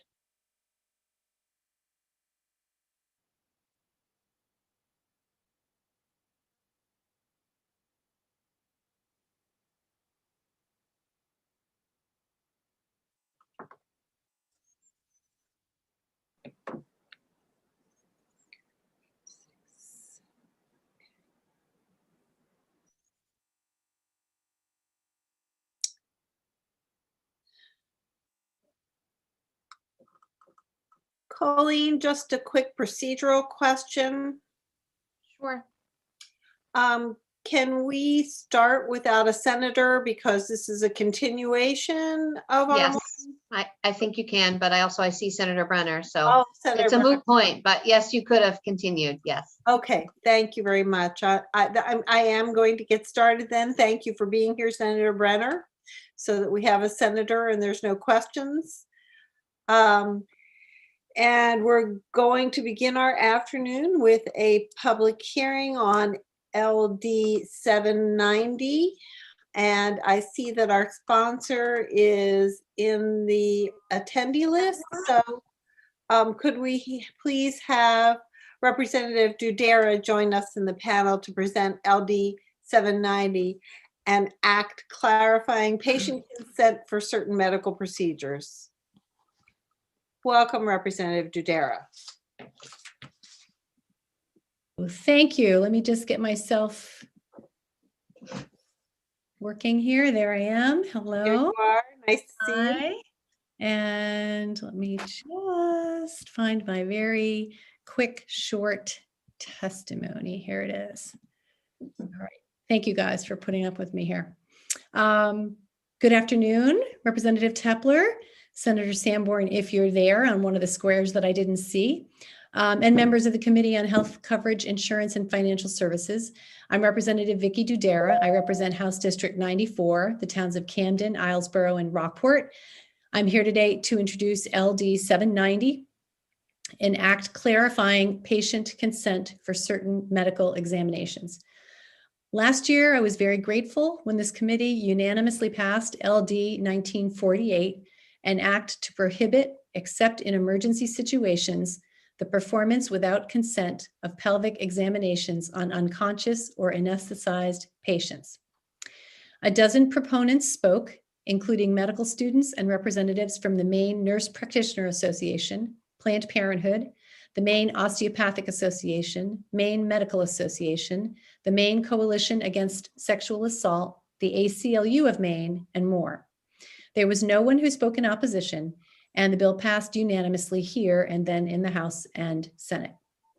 That bill, which became law on March 17th, 2020, provides that prior to administering or supervising a pelvic, rectal, or prostate examination on an anesthetized or unconscious patient, clinicians must obtain the patient's informed consent to the examination unless it is within the scope of the procedure or examination for which the patient has already consented, or if it's required for diagnostic purposes and is medically necessary, or if the examination is authorized pursuant to the implied consent provision in the Maine Health Security Act relating to forensic examinations of unconscious alleged victims of sexual assault.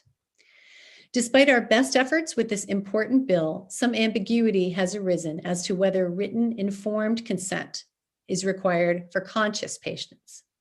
The Maine Hospital Association reached out to me requesting a clarification to the law, and that is the bill before you. It simply states that written consent is only required for unconscious patients. Thank you, and I am very happy to answer any questions. Thank you, Representative Dudera. Any questions from the committee for the sponsor? Seeing none, thank you for your testimony. And we do have two other people signed up to speak for the bill. And first I'll call Elizabeth Erickson.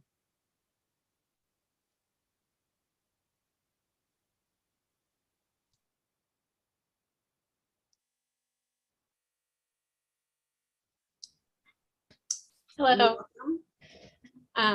Thank you, Representative Tepler and members of the committee. My name is Dr. Elizabeth Erickson, and I'm chair of the Department of Obstetrics and Gynecology at Maine Medical Center. And I am here to testify in support of LD 790. The intended goal of Public Law Chapter 602 was to protect patients in certain contexts, but the law as drafted prohibits a healthcare provider from providing any pelvic exam, rectal exam, or prostate exam without written consent. This has the potential to delay or hinder access to care. As such, the bill before you today clarifies that verbal consent, not written consent, is needed before performing a pelvic, rectal, or prostate exam on a conscious patient. As a provider, I am ethically bound to the guidelines of informed consent and shared decision-making. My success as a provider is based on a mutual trust and respect with my patients that is achieved through individualized conversations and the mutual sharing of information. The current law, if interpreted to include written consent for pelvic exams, interferes with this patient-provider relationship and holds these exams to a different standard than any other care like breast, heart, or lung examinations. As the chair of the Department of OBGYN, I also have an obligation to the training of providers so that they feel comfortable in performance of pelvic examinations and that they are able to perform these exams in a professional and respectful manner, putting patients at ease. Adding barriers to providers' ability to perform these necessary pelvic exams on patients with symptoms will lead to delays in care and suboptimal care. I worry that by requiring written consent, many primary care providers will stop performing these exams even when necessary or when patients have symptoms. For example, perhaps a patient in the middle of an exam with their primary care provider reports that they have some vulvar irritation and asks the provider to take a look. That could prompt the provider to say, wait, I am legally required to get some written consent before performing this exam. Let me go get an extra form. And the patient might say, don't grab that form. I'll address it later. I worry about the implications that this would lead to delays and omissions of care, leading to undiagnosed sexually transmitted infections such as herpes that come and go and need to be observed while the patient's having symptoms, and delays in diagnosis of gynecologic cancers and symptoms that the patient might be reporting. For these reasons, I urge the committee to vote to pass LD 790. Thank you, and I'm happy to answer any questions. Thank you, Dr. Erickson. Any questions from the committee for Dr. Erickson? Seeing none, we appreciate your testimony. And next we will hear from Lisa Harvey McPherson for Northern Light Health.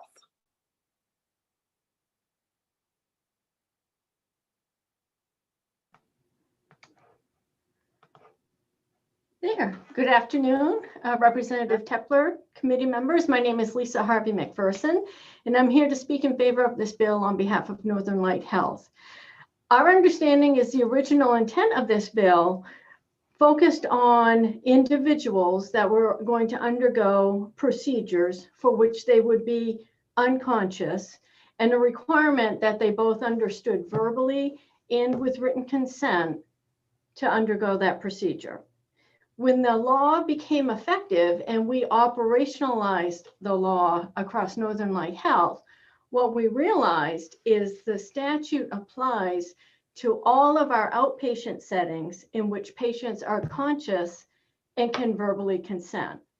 So as we began to implement the new requirements in OB, women's health, all of our primary care practices, internal medicine, proctology, the scenario came where the patients, sometimes that's the intent of the visit and they clearly understand that, but please sign this form after you've said okay. Or I'm engaged with my provider, talking with my provider, and they say, well, okay, why don't we do this exam? And you as a patient say, yes, that makes sense. Let's go ahead and proceed with that examination. But the provider says, no, I need to stop here first because you've got to sign a piece of paper. It was highly disruptive to care. And then our OB, one of our OB providers shared with us, you know, sometimes these are longstanding patients. They're very familiar with the care that they're receiving, and they've consented verbally for years. And in this particular instance, when the provider said, okay, now I need you to also sign this form, the patient said, why, what are you going to do to me that's different? And the provider explained that it's the same examination. We've done it many times. I just need you to sign this form. And the patient says, well, why is there a form now? And that clinical visit for a patient in recovery from cervical cancer had to focus on a law and a piece of paper when the patient fully verbally consented to the procedure. So in the outpatient setting, this duplication of verbal and then written consent does not add value to the patient experience. The providers absolutely obtain verbal consent. We have a commitment to obtain consent. That's not our issue. It's just the duplication of a verbal followed by a written document interjected into that clinical visit simply doesn't add value. And we didn't testify on the original bill because I thought it was for the anesthetized patient, and it's my oversight. In that setting, absolutely. In the outpatient setting, it's disruptive. And so that's why we worked with the Maine Hospital Association and the sponsor to put this bill forward. Thank you, Ms. Harvey McPherson. I have to say that your understanding of the original intent of the bill and my understanding of the original intent of the bill were the same. So, you know, having been here for that hearing, Are there any questions from the committee for Ms. Harvey McPherson? No? Seeing none, thank you for your testimony. And is there anyone else in the attendee list wishing to testify for the bill? Is there anyone wishing to testify against the bill?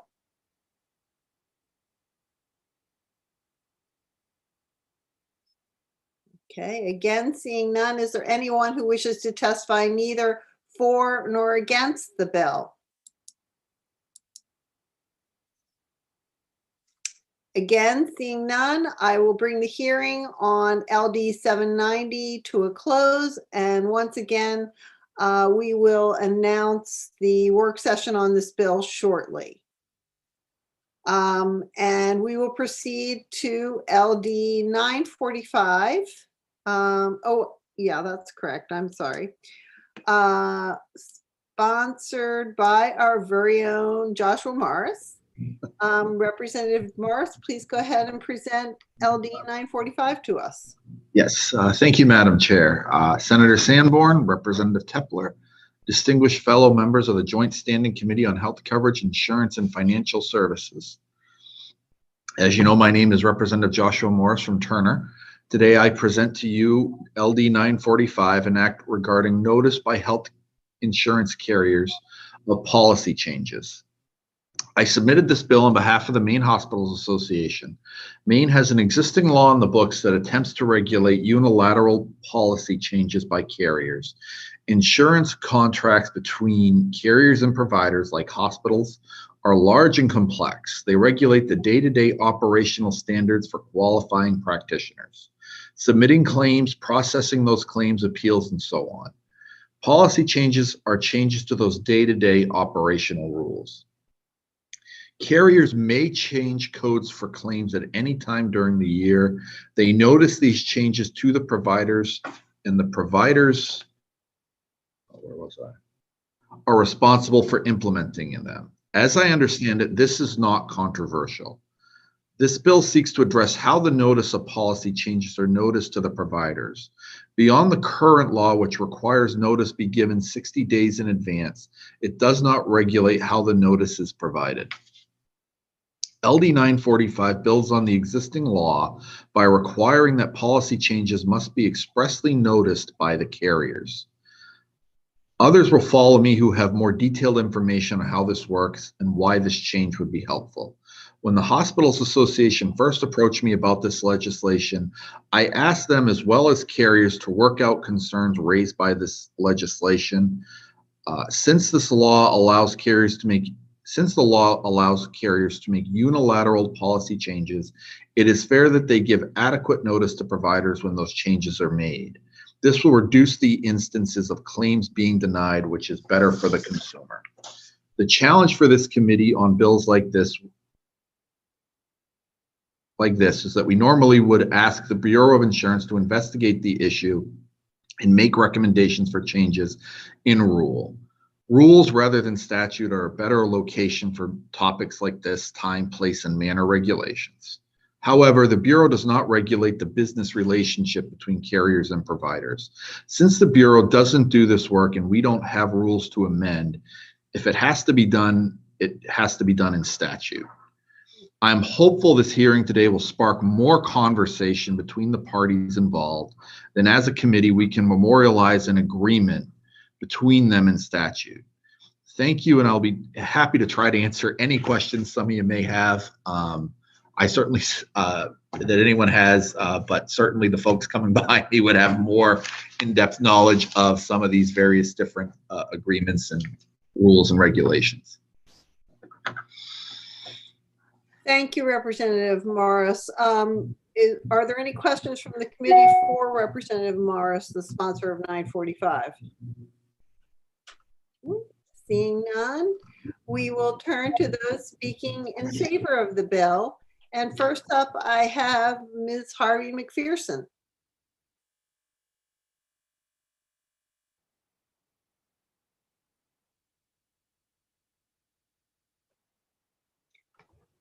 Welcome back. Thank you. Thank you.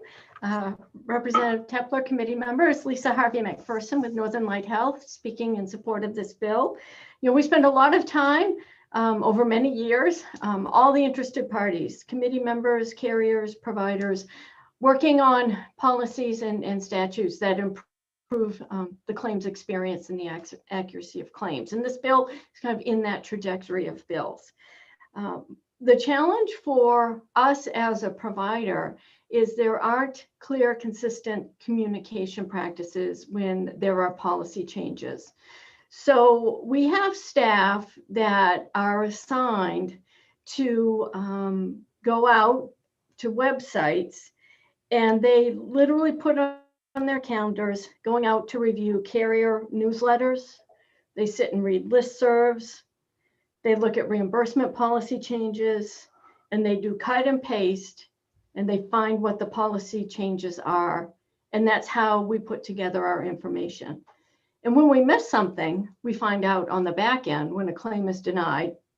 And then we research why the claim is denied, find there's a policy change, and then we resubmit claims based on the policy changes. So this really focuses on a process for consistency and communication when there's a policy change to help us have more accurate claims up front. And I think everyone, the patient, the carriers, and the providers will benefit when we have, improved communication around those changes. That's really the focus of this bill. Thank you, Ms. Harvey McPherson. Any questions for Ms. Harvey McPherson? Seeing none, thanks for your testimony. And also in support of the bill, we'll hear from Penelope St. Louis from Maine Health.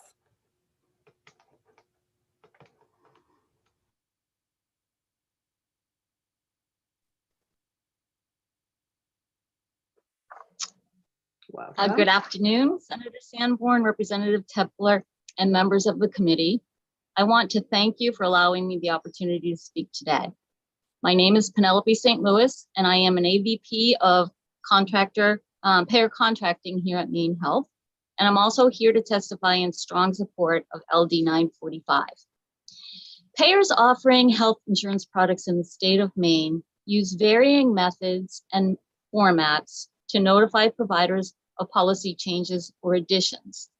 These include electronic bulletins, newsletters, websites, and to a very limited degree, letters to a subset of providers such as skilled nursing facilities, home health agencies, hospice agencies, and labs. Over the last year, I have been involved in trying to track down and monitor all of the varying policies put forth by the payers in these many different formats. I can attest that it is virtually impossible to find and maintain an up-to-date account of all of the policy changes put out by the payers currently contracted with Maine Health. There are upwards of 21 different payers that we're contracting with. It is both highly inefficient and expensive to track when the forms of notice are so disparate. By way of example, over the last 3 months, for the top 5 payers in Maine, Maine Health has identified over 33 different policy changes or additions. There could be more, for all we know. In addition, the 33 identified do not include policy changes or additions affecting those I mentioned previously, such as SNFs, home health, labs, behavioral or hospice, also behavioral health. Now, it's important to note that these policy changes are not merely administrative, but quite substantive and can have a dramatic impact on the negotiated reimbursements that had been entered into between payers and providers. Once imposed, they are virtually impossible to change. So for this reason, and in order to ensure that we don't miss any of these policy changes, Maine Health has recently engaged an outside programmer to develop a web crawler, which would searches various payer sites each day to identify whether new policies or changes have been published. However, the web crawler has its limits. It's unable to identify policies enacted that affect SNFs, home health, hospice, and lab, and it's expensive. If we were to include all 21 payers that we do business with, it would cost upwards of $120,000 per year to try and identify all of the policy changes or additions published by payers. It should not require a financial investment on the part of a provider to stay up to date on policy changes being made that significantly affect reimbursement and increase administrative burden mid-contract. With that said, Maine Health strongly supports the legislation before you today, but we urge the committee to consider a potential amendment by inserting the words, quote unquote, by certified mail return receipt required in line 18, so that it reads, the notice required by this subsection must be provided in writing by certified mail return receipt requested to each provider, and the notice must be the only subject of written communication. This addition ensures the policy additions or changes would be made known and are provided the attention that they deserve. There would be no need to pay for a web crawler in order to identify policies from websites, newsletters, or bulletins, and only by receiving proper notice will providers across the healthcare spectrum know of and better track such policies, and when warranted, raise timely objections to them.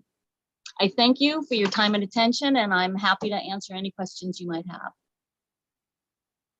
Thank you, Ms. St. Louis. Any questions from the committee for Ms. St. Louis? Seeing none, thank you for your testimony. And that is the end of my list of folks testifying in favor of the bill. Nope, I'm sorry. We're going to bring Mr. Austin in, as I believe he is also testifying in favor of the bill. I hope my performance earlier today did not cause that oversight, Representative Tepler. Absolutely not. You're not on the sign-up list that I have available to me. So my apologies. I think I may have gotten it in late. Representative Tepler, members of the committee, I will be brief on this bill. First, thank you to Representative Morris, and also thank you to Representative Dudera on the last bill. The issue here is tricky. We want to recognize that the carriers need flexibility in the middle of a plan year to make changes, and your law recognizes that. I had members, as they discussed this, who wanted to do the nuclear option and say, why don't we just prohibit mid-year policy changes? They can wait till the next plan year and make all the changes they want, but not do them midstream. So we actually tried not to do the extreme bill and the nuclear option, which is to say, you wait till the end of the plan year to make policy changes. But there's a lot of angst about trying to track these down. And as frequently as the case, we bear the risk. If we miss it or we screw it up, we lose. And so how do we balance their need to make changes, which we respect, but our sort of out of fairness need to keep track of this stuff. And I would echo what Representative Morris said. Normally you could punt this to an agency. This is kind of rulemaking stuff, time, place, and manner regulations, but we don't really have that here. I would say we continue to be flexible. I've talked to the carriers, as Representative Morris asked, and they were great, my colleague carriers, but they do it different ways. If they would develop an industry standard, we could put that in the law. I mean, what we're proposing is not great. It's every single policy change is its own communication. But absent a uniform standard, we will do it monthly, and we'll do it on the first of the, the first Monday of the month, or we will do it quarterly, and we will do it on the first Monday of the quarter. Absent sort of a clear process, we sort of retreated to what's in the bill, which is, okay, every single policy change needs to be its own communication. And this is kind of important, the only communication. It's not embedded in a big long email that has 500 things in it. It is its own discrete communication. I'm not wedded to this draft. If the carriers have an industry standard that they can all agree to, and not only agree to, but agree to put in the statute, we'd be open to that. I hate being regulated. I carp about our members being regulated. But you've created an option for them in law. We just want it to function a little bit easier for our members. So with that, thank you, Representative Morris. Thank you, members of the committee, and we'd be happy to take any questions. Thank you, Mr. Austin. Questions for Mr. Austin from the committee? Seeing none, thanks for your testimony. Thank you. And Ms. Simmons, I see that you have your hand up. You're on my list as only giving written testimony, but you're welcome to join us now to give testimony in favor of the bill.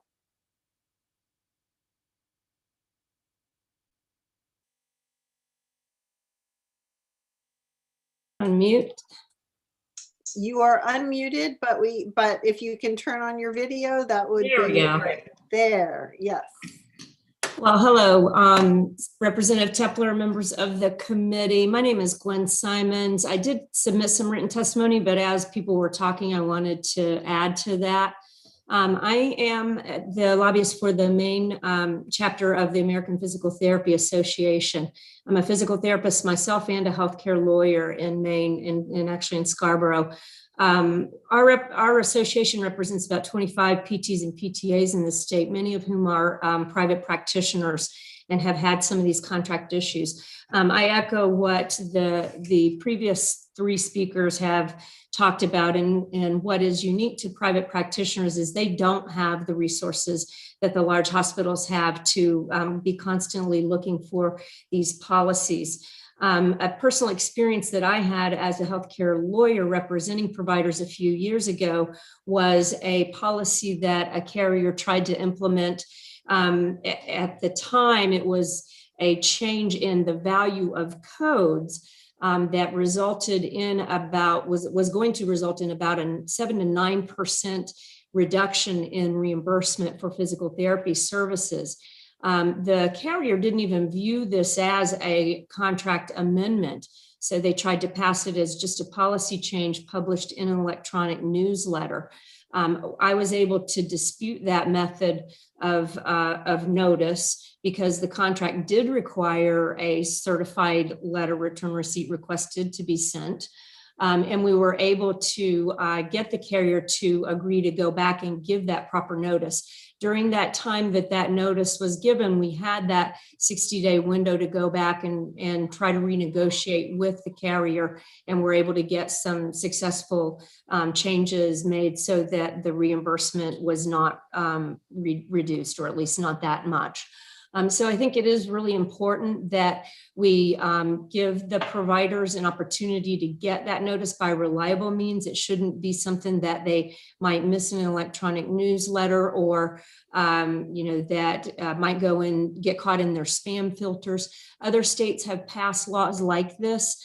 Kentucky a few years ago passed a law that even went as far as to say that the notice should be sent in a particular colored envelope if it was going to impact the provider's reimbursement.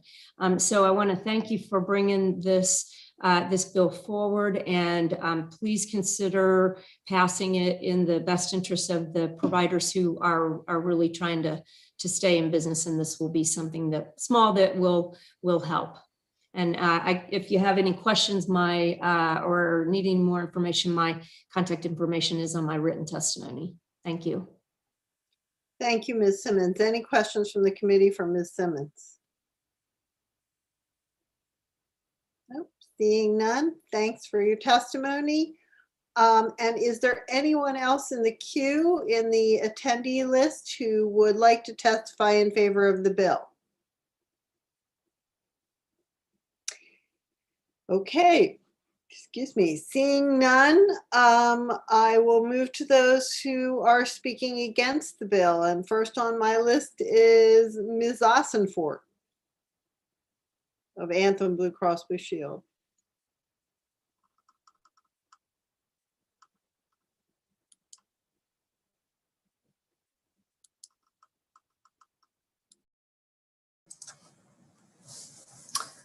Good afternoon. Thank you, Representative Tepler, members of the Health Coverage Insurance and Financial Services Committee. My name is Christine Ossenfort. I'm the Director of Government Relations for Anthem Blue Cross and Blue Shield here in Maine, and I appear before you this afternoon to testify in opposition to LD 945. Realistically, the only change that this legislation makes is to require that each communication or each change be the subject of a separate communication. We believe that that is not only inefficient, but burdensome. We typically send a monthly electronic communication that has a variety of policy changes and information for the providers. To require separate emails, I think is actually potentially a trap for the unwary, because they don't know whether they're getting one email from Anthem or 5. And if one gets caught and doesn't make it through, they do know that they get a monthly communication for us that advises them of the changes.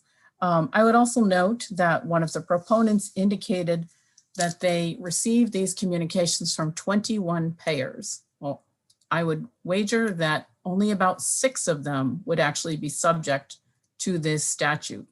It will not apply to Medicare Advantage plans. It will not apply to Medicaid or any out-of-state carrier that is not licensed to do business in the state of Maine that writes health insurance. It won't apply to workers' comp carriers. And I think that it's somewhat ironic that carriers are being faulted for not providing paper communication, but yet for prior authorization and other types of measures, providers want electronic communication.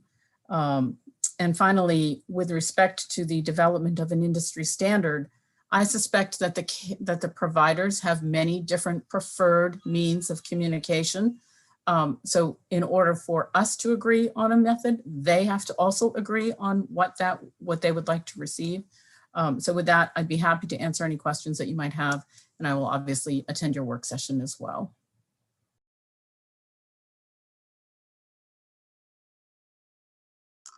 Thank you, Ms. Ossenfort. Any questions for Ms. Ossenfort from the committee? No, seeing none. Thanks for your testimony. And also speaking against LD 945, Ms. Peltro from the Maine Association of Health Plans.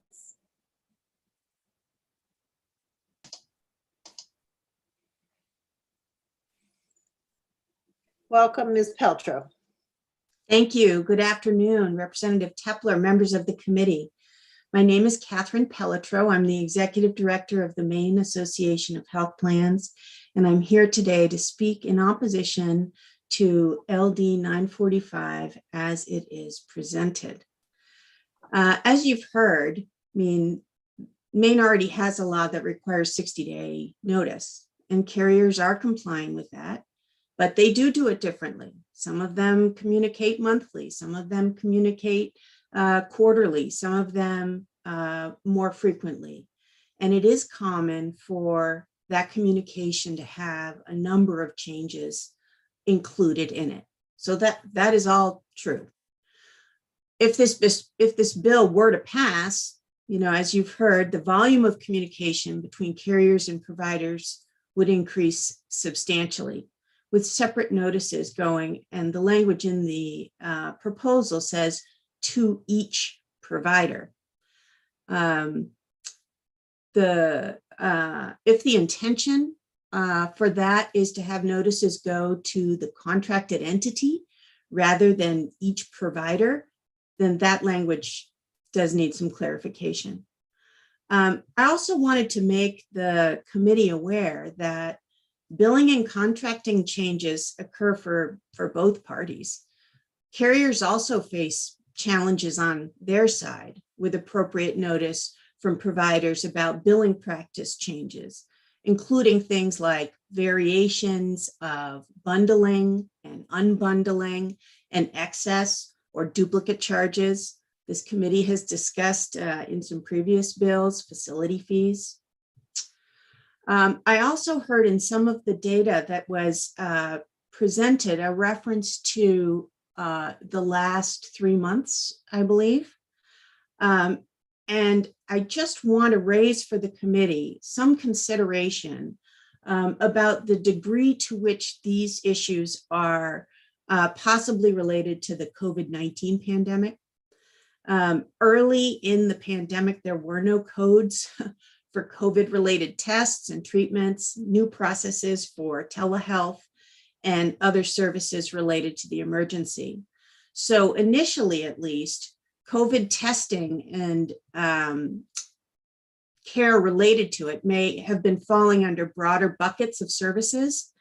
Many of the plans were trying to standardize what they did in connection or kind of related to what Medicare was doing. And they were using a universal amendment to try to mirror some of those changes. But frankly, not every plan used the universal amendment, and not every provider to whom it was offered accepted it. So there is quite a bit of complexity that has happened during COVID. And I'm sure there has been a substantial increase in notices during this time period, given the changes and the new factors that everybody was dealing with. So I just want to put that on your radar. I don't know the degree to which this might be related to that, but it could be. So MEAP opposes this bill as it's written. We think it seems overly burdensome for all parties, frankly, the carriers and providers alike. We welcome some further clarification, and I think I've gotten some today from listening to the proponents about the specific problems this seeks to address, and we're very willing to work with providers to find solutions that work for all the parties. As you heard, I did have some initial discussion with Jeff Austin, and this hearing is going to prompt some more. So thank you. I'm happy to answer any questions. Thank you, Ms. Peltro. I see that Representative Evans has a question. Please proceed, Representative Evans. Thank you, Madam Chair. Thank you, Ms. Peltro. On my question would be, in a non-pandemic year, how many changes would you expect to see on a monthly basis or quarterly basis for policy changes? It's a really good question. And I have kind of two thoughts without giving you a fulsome response. And that is, there are kind of two different sets of changes. There are material changes that might affect a reimbursement amount. And then there are more process-oriented changes. So I'd want to look at those differently. I only have solid information from one of my member plans on that issue. And in their case, they typically make 7 to 8 changes per year. So it is not a lot. Now, that may not be the experience of all the plans. I will take that question back. Thank you, Ms. Peltro. Follow-up, Representative Evans? I think he's finished, Representative Evans. I'm done. Thank you. Thank you. I apologize for the telephone ringing in the background here. Nothing I can do about that. Unfortunately, it's part of our Zoom world. Any other questions for Ms. Peltro from the committee? Seeing none, I will thank Ms. Peltro for her testimony and ask if there is anyone else in the queue who wishes to testify in opposition to the bill who's not on my list.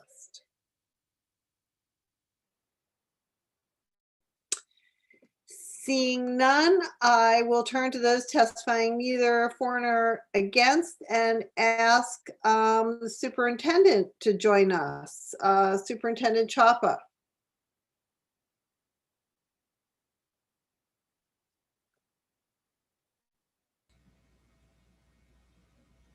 Welcome, Superintendent. Good afternoon, Representative Tepler, members of the committee. I am Superintendent of Insurance, Eric Chapa, and I'm here to testify neither for nor against LD 945. As noted by Representative Morris, there are a few provisions in the insurance code that pertain to carrier agreements with participating providers, such as notice provision that this bill proposes to amend. These agreements have largely been left to private contract negotiations, with carriers and providers free to contract with limited government oversight. However, it does seem reasonable to require that the notice be in writing and that it be the only subject of the written communication, so that the notice is not buried in a communication invoking other matters and potentially overlooked by the provider. Thank you. I'd be happy to answer any questions.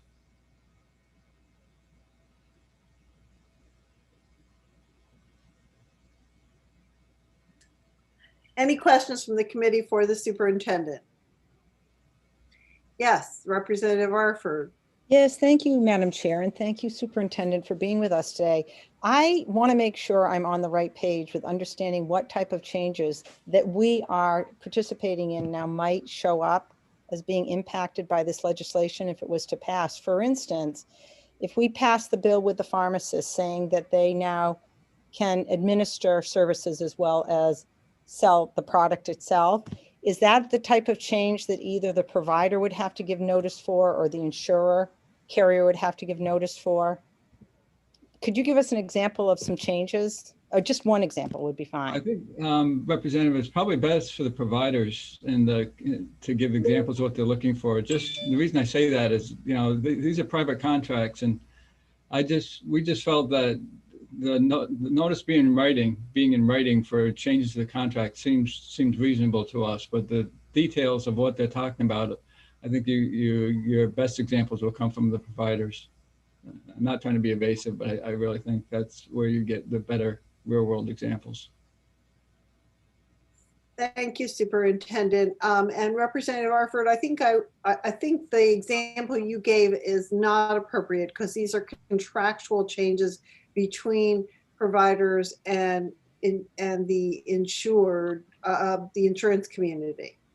So percentage of payment for certain types of visits and that kind of thing is what. I'm happy to just, if we need to discuss it further, doing it during the work session. That's good. Thank you. We will. In fact, we can ask those who are present to please bring us some examples for the work session. Finally, I have on my list, speaking neither for nor against, Ms. Cook from Community Health Options. Please join us, Ms. Cook.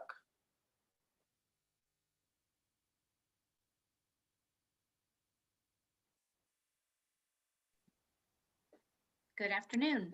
Can you hear me? Yes. Great. Thank you. Representative Tepler, members of the committee. My name is Kim Cook, and I'm here on behalf of Community Health Options, testifying neither for nor against this bill. And the reason we come in neither for nor against is that we're not opposed to the bill as drafted. We understand that, you know, we would always hope, I guess, that between two pretty sophisticated entities, between the carriers and the providers, that if there's a particular issue that they'd hope to resolve, since we do have contracts, that those issues are brought forward and discussed and maybe resolved without having to involve all of you in those particular issues. But here we are. I have done ask Community Health Options, you know, to provide some details about how do we provide these types of notices and all of those kinds of things. And so Ms. Pelletreau referenced the number 7 to 8 changes per year. That would be what we're issuing, at least over the last couple of years. We wanted to get a sense to provide the committee with some context about how many changes we've been noticing to providers. So that's about the number. And we do it both through a newsletter and then sometimes individually. But we would be happy if the providers found, and in particular, it sounds like it's really the large health systems, if they found it to be easier to implement these kinds of proposed changes and have that full 60 days in order to talk with us about it or any other carrier, that we do it in a separate notice. As long as it's electronic, which is what it is now, we're happy for it to be the only communication. I will say that, however, though, we would absolutely be opposed to the change proposed by Maine Health, which would be to require a certified return receipt requested letter for these changes. I think that as Ms. Pelletreau pointed out, these communications and notices about billing practices and those kinds of things really go both ways, both between the two parties, so between the providers and the payers.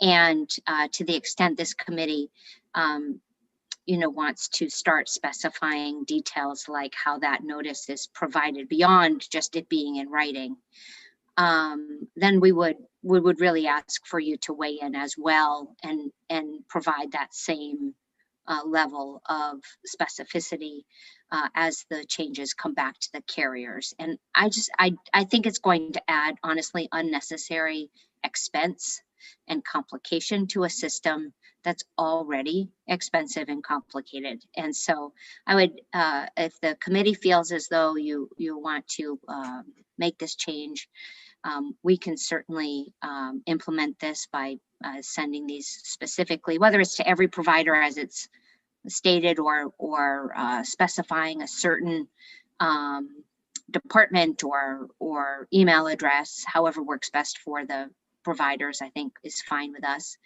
And with that, I'm happy to answer any questions or provide additional information if that's helpful. Thank you, Ms. Cook. And I see we have a question from Representative Matheson. Thank you. Just a real quick summary, Ms. Cook, please. What is your organization? And I just didn't get the background. I apologize. I'm representing Community Health Options. Sorry, I didn't burden you at this point in the session, and I'm sorry if I didn't say that. With my usual spiel, but Community Health Options is a nonprofit co-op health plan based in Lewiston that provides insurance on the individual, small group, large group markets, as well as an ASO. Thank you. That's very helpful. And Representative Brooks, please go ahead. Hi, I had a question about notice to patients as well. Like, how is the normal method of notification to patients, and have you had appeals on some of those things that may have changed? This notice provision has to do with the title of it is Notice of Amendments to Provider Agreements. So I don't believe if we were to give notice about these changes to a patient, it wouldn't make any sense. I don't believe, because these are really notices. Typically in any contract, even outside of health insurance, right?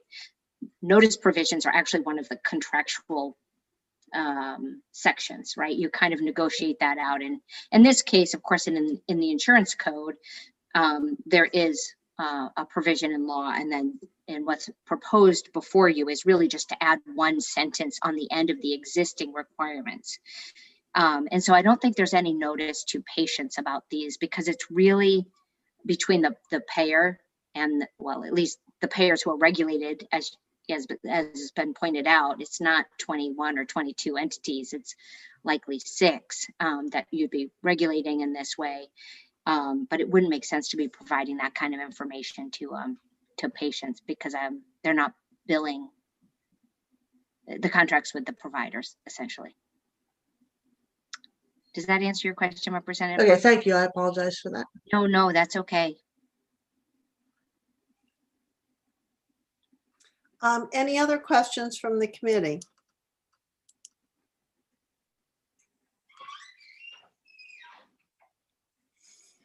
Seeing none, thank you for your testimony, Ms. Cook.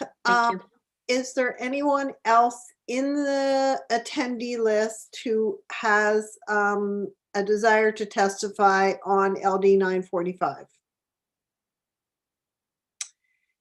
Seeing none, I'll close the public hearing on LD 945, and we will announce the date of the work session on this bill shortly. I believe committee, we still have a little bit of work to do with Ms. McCarthy Reed on some language review. No language review today? Not today, no. Okay. I will have a couple things tomorrow, but not today. Okay, so I guess then. You finished earlier than I thought today, so. Yes, we did. I wasn't planning on language review today. It's going to give you a break. All right. Well, thank you, Ms. McCarthy Reed, and thanks everyone for being here. It's nice that we have a good turnout most of the time. And we'll see you all tomorrow for our first Wednesday set.